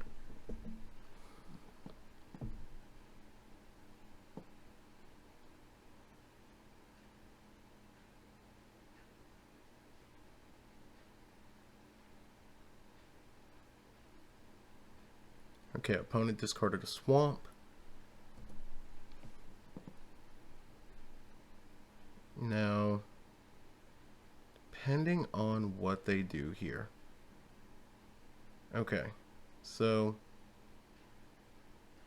we could just take it. And again, it feels wrong. It feels so wrong. Okay. They draw a card. They do their thing.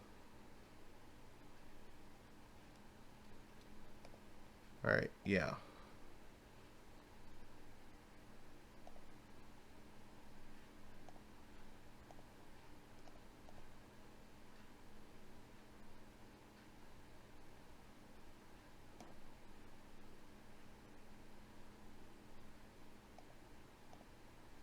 Okay, and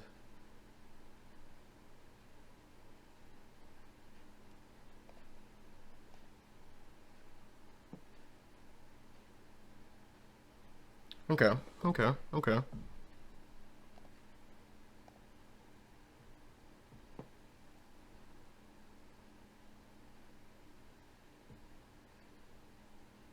Yeah. Opponent draws. Can we die on the crackback?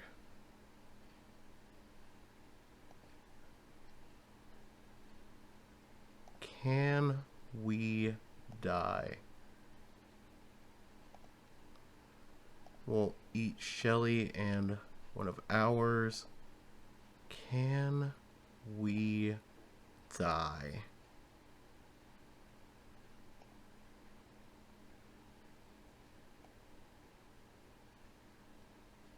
Okay.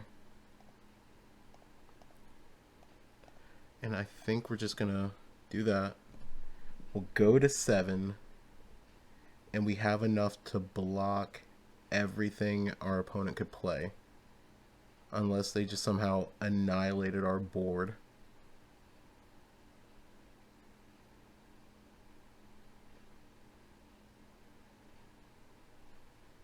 Okay. Opponent has Shelly.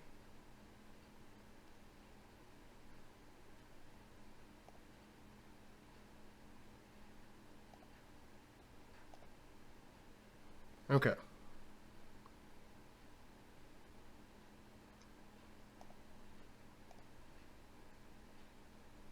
All right.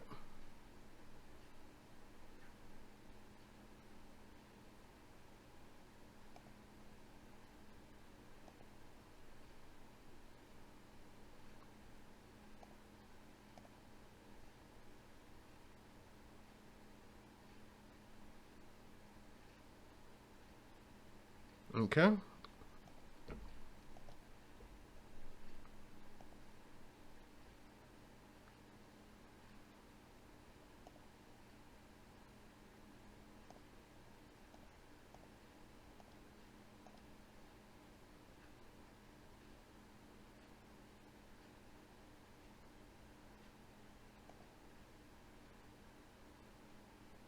Okay. So our opponent now has 3 minutes. 3 minutes to win the mirror match. Unfortunately, we have 3 minutes to beat them. Because I think it winds up in a draw in this particular instance. It's been forever since I've actually been in this position on Magic Online.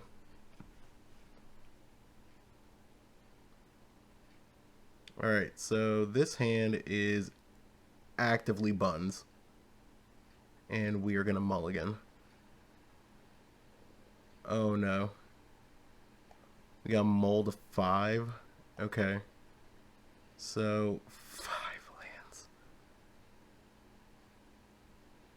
So I think it's safe to say that we'll just do that.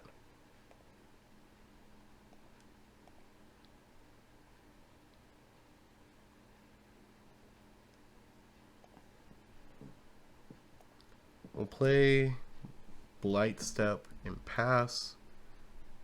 And then we got a Bankbuster on 2. Opponents really taking their time on their various, like, steps.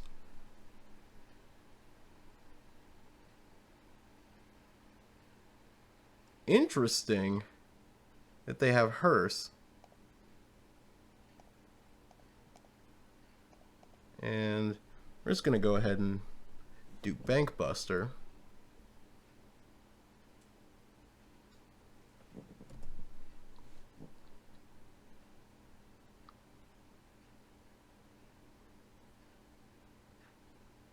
Okay, you play Fable.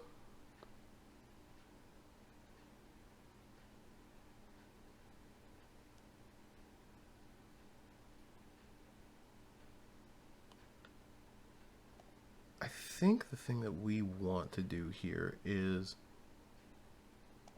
we want to just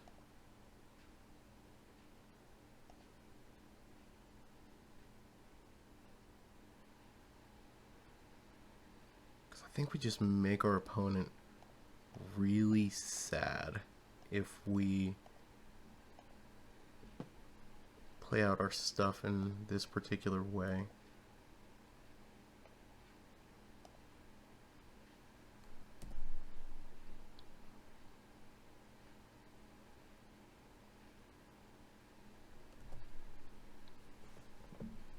Okay, so this has been the longest Rakdos match. Opponent discards 2 lands. If they have Sheoldred. No? Alright.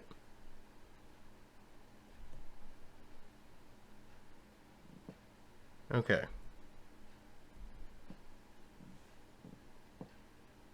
Okay, so we feel really good about this now.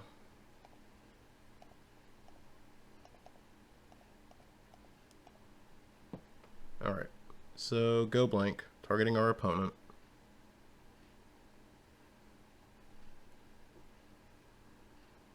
They're going to draw.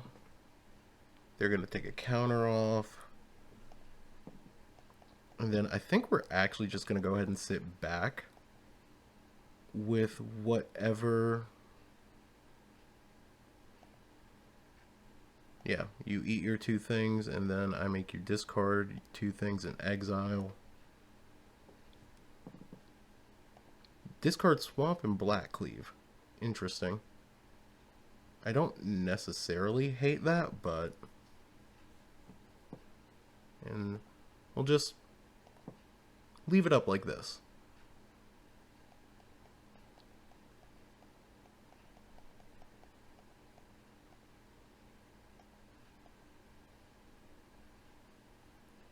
Okay, opponent is drawing another card. Wow.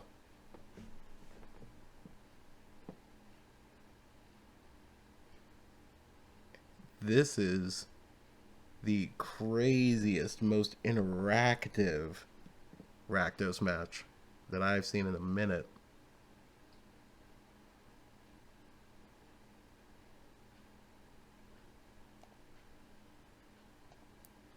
Alright, let's crew here.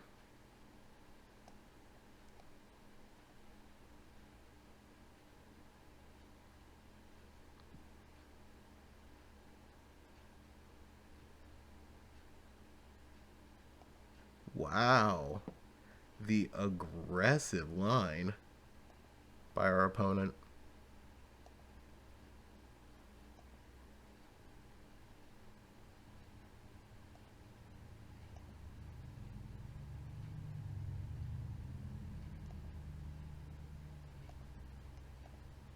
Turns out that's actually going to die.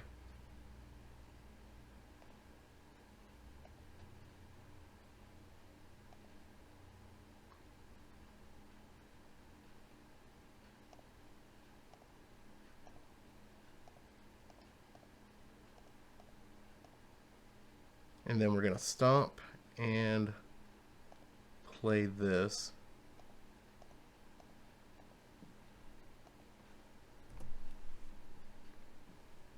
Okay. This is a very crazy matchup. And right now we're kind of just hoping that our opponent times out here. Because I don't think there's really a universe where if we're not just playing at a regular pace that we're not winning.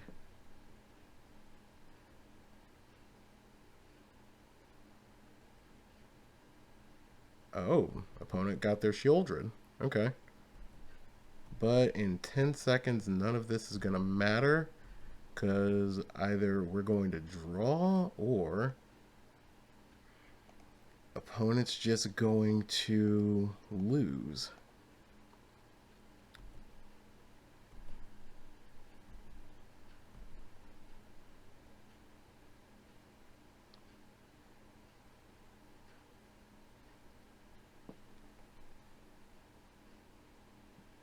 All right.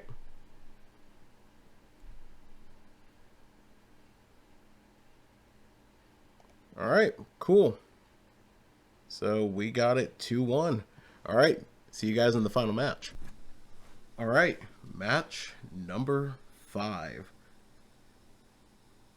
Okay, so don't know what our opponent's on. This hand, again, the logic is to never keep a 2-lander, but with 2 Bonecrusher Giants and a Reckoner Bankbuster, it's super tempting. Alright, so our opponent is playing rogues. Yeah. Just Dark Slick Thoughtseize is either rogues or it is blue-black control, which honestly feels like the better control deck against Rakdos. Alright, but Thoughtseize, what are you going to do? Take our Thoughtseize? Okay. So, are we going to get the Thoughtseize bug? Because that would be real sweet of you, Moto, to just Thoughtseize bug me right now. Ah, thought I could call all my shots. Alright, so we're going to go Shockland, tapped, and go. Hopefully, we see another land or a good removal spell. We have a couple of turns to draw out of 2 lands, which will be really nice for us. Alright. So, let's go ahead and do Bankbuster. And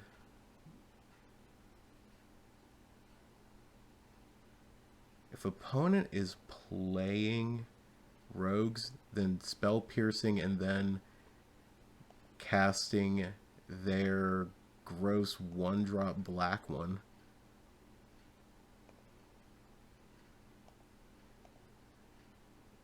I have such a hard time now. I cannot tell what this deck is. They haven't really given me any indication in one way or another as to what this deck is. But we do need untapped land. Untapped land on this next draw.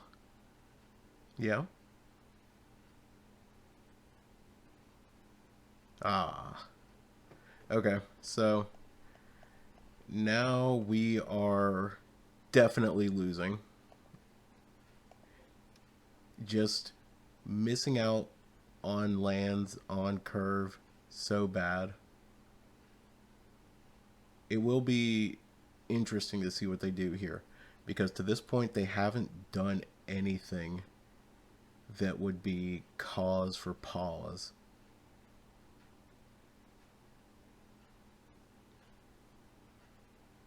Okay, there it is. Now we know that they're rogues. And now we're going to make this attempt. If it works... Okay, sweet. Oh, man. Okay. We're still not in a great spot, but it doesn't feel as bad now.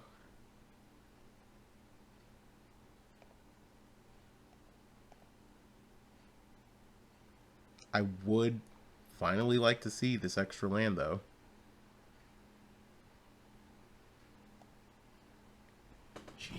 Jeez. Lands are just eluding us today.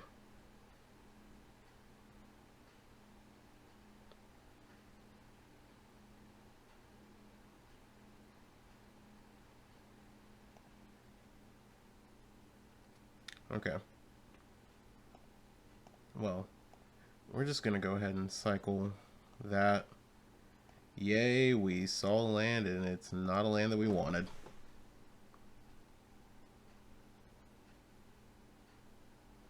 Okay, so we need more lands at this point.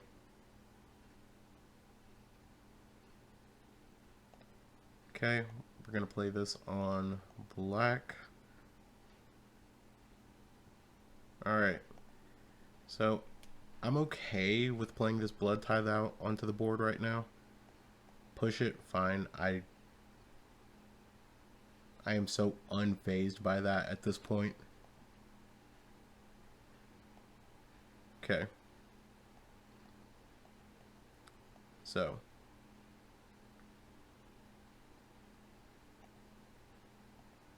Okay.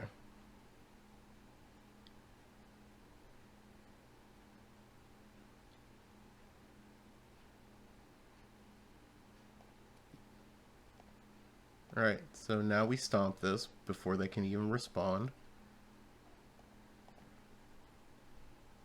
Okay, so this really does make me curious what our opponent's hand is. Like, I've seen streamers call this deck, like, bad spirits. I've seen some people celebrate it as like this great deck that is good into Rakdos because it plays Thoughtseize and counters. Like, there's so much that this deck can do. Okay, I think we do need to drop one of these spells in our hand. And I think it's just... we're going to drop the other shadow. Okay.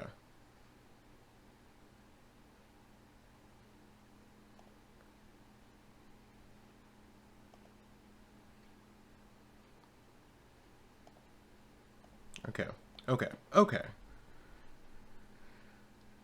I still don't feel great about our spot right now, but I do feel much better about it than I did earlier. Alright. So, we can do this. Yeah. No problem. None whatsoever. Don't you dare counter this. Don't you do it. Okay, Fairy Mastermind, I'm kind of cool with that. If you counter it, I hope you step in a puddle and your socks get wet. Not your whole shoe, just your socks.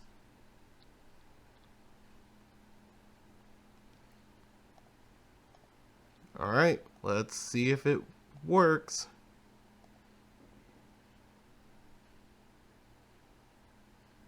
Hey.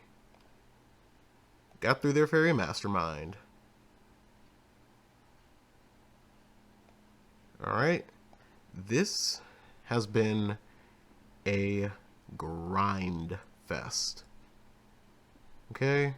You play your land tap. Oh, no, untapped. So, do you have Sheoldred in hand? No, you play into the story. Okay.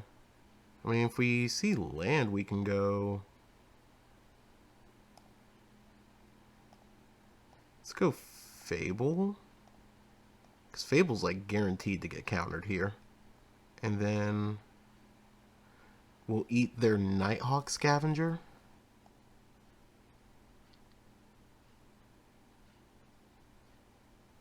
Okay, sweet. So there is no need for us to draw.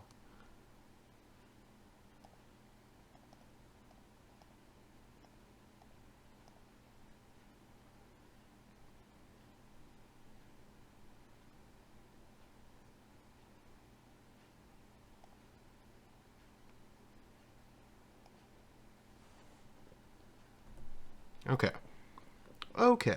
So now we do some stuff. We do some good stuff. Swing.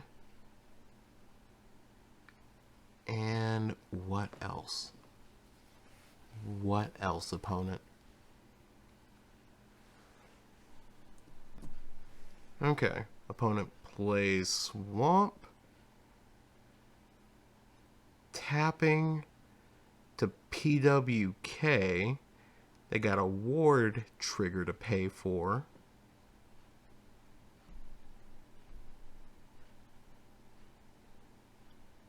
They discard another Otawara.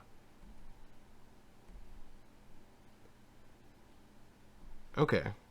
So, like, I get it.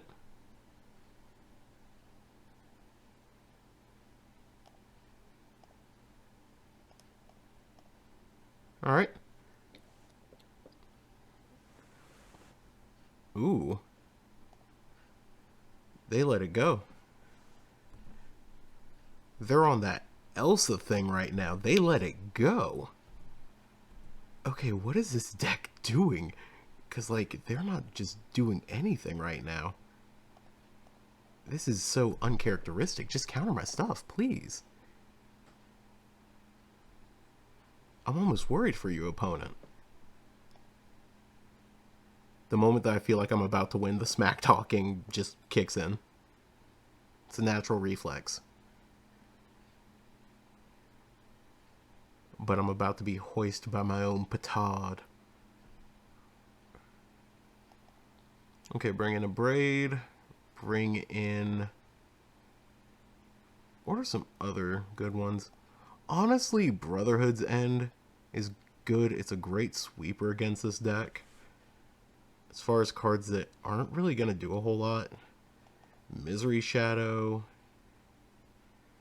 Well, actually, let's keep in Misery Shadow because this is technically a mill deck as well. And then we'll also bring in a couple Go Blanks.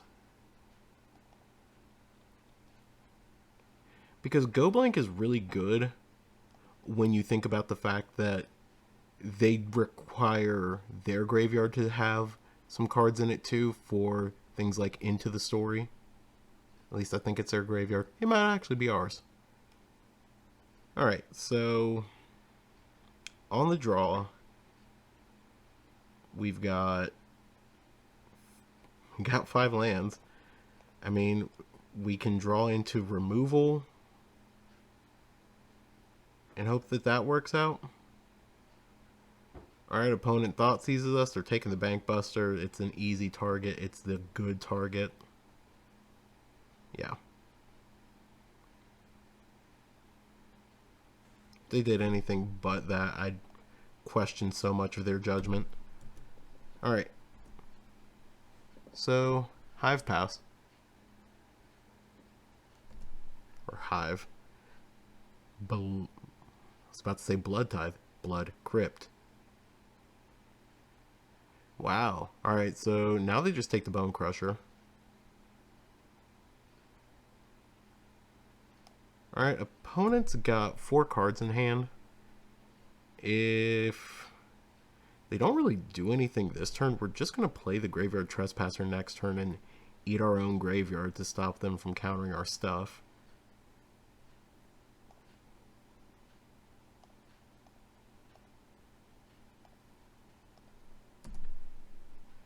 Now, this is where they have the Sheoldred's Edict.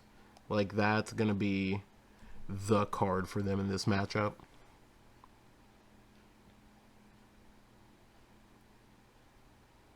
Especially with this card, the ward trigger is just a nightmare for them.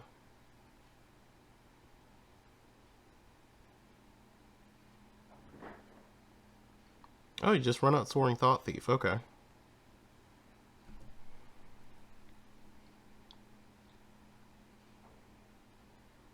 They swing, they mill 2. They mill a Bloodtithe. Don't really know how I feel about losing Bloodtithe right now. Okay. Let's... Oh, snap. Opponent just conceded. All right, sweet. We'll take it. Sweet 3-2. I will see you guys in the wrap-up. Okay, so what do we think about this particular version of Rakdos that I'm probably running for at least the next month until Aftermath decides to make some waves in the format? So realistically, the deck, just like every other Rakdos deck that you'll see, it did its thing.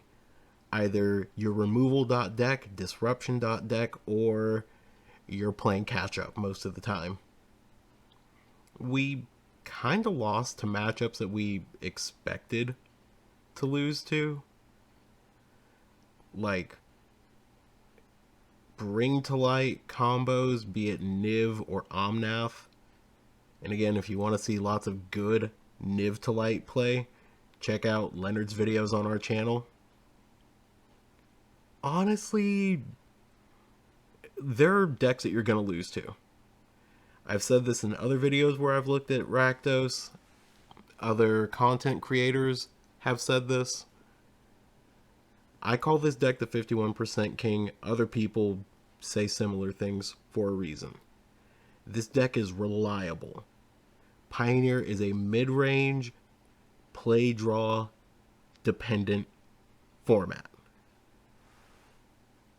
Knowing the format that you're going into, knowing the room that you're going into is going to be huge. Playing a very standardized list like this will take you far. Your skill will take you farther. And knowing the matchups that you can see and crafting a sideboard to deal with not only your opponent's possible answers to you, but helping to shore up some of those bad matchups, really good. After the next couple of RCQs, be on the lookout on our Twitter and our Instagram, and I'm probably going to make a YouTube video about it too, detailing my sideboard guide and deck guide for Rakdos. It's one of the many, but you'll want to see this one just because of some of the unique perspectives that I have. I'm not an entrenched pro player where I think that my way is the right way. I'm open to seeing some new things, and I'm open to testing. So definitely check it out. Rakdos did Rakdos things. Bankbuster definitely showing its iffiness, and I can see why the version that won the Mana Traders event had a Kroxa in the side. If you see it, it's great, and if you don't, it's not great. Alright, but one more thing before we're done. Let's crack open this treasure chest. Alright. Ayo. Okay. Oko's real good. Can't complain about Oko the Broko being here. Alright, well, that's been it for me. I will see you guys in the next one. Don't forget, like, subscribe to our channel, follow us on all of our social media pages. Peace.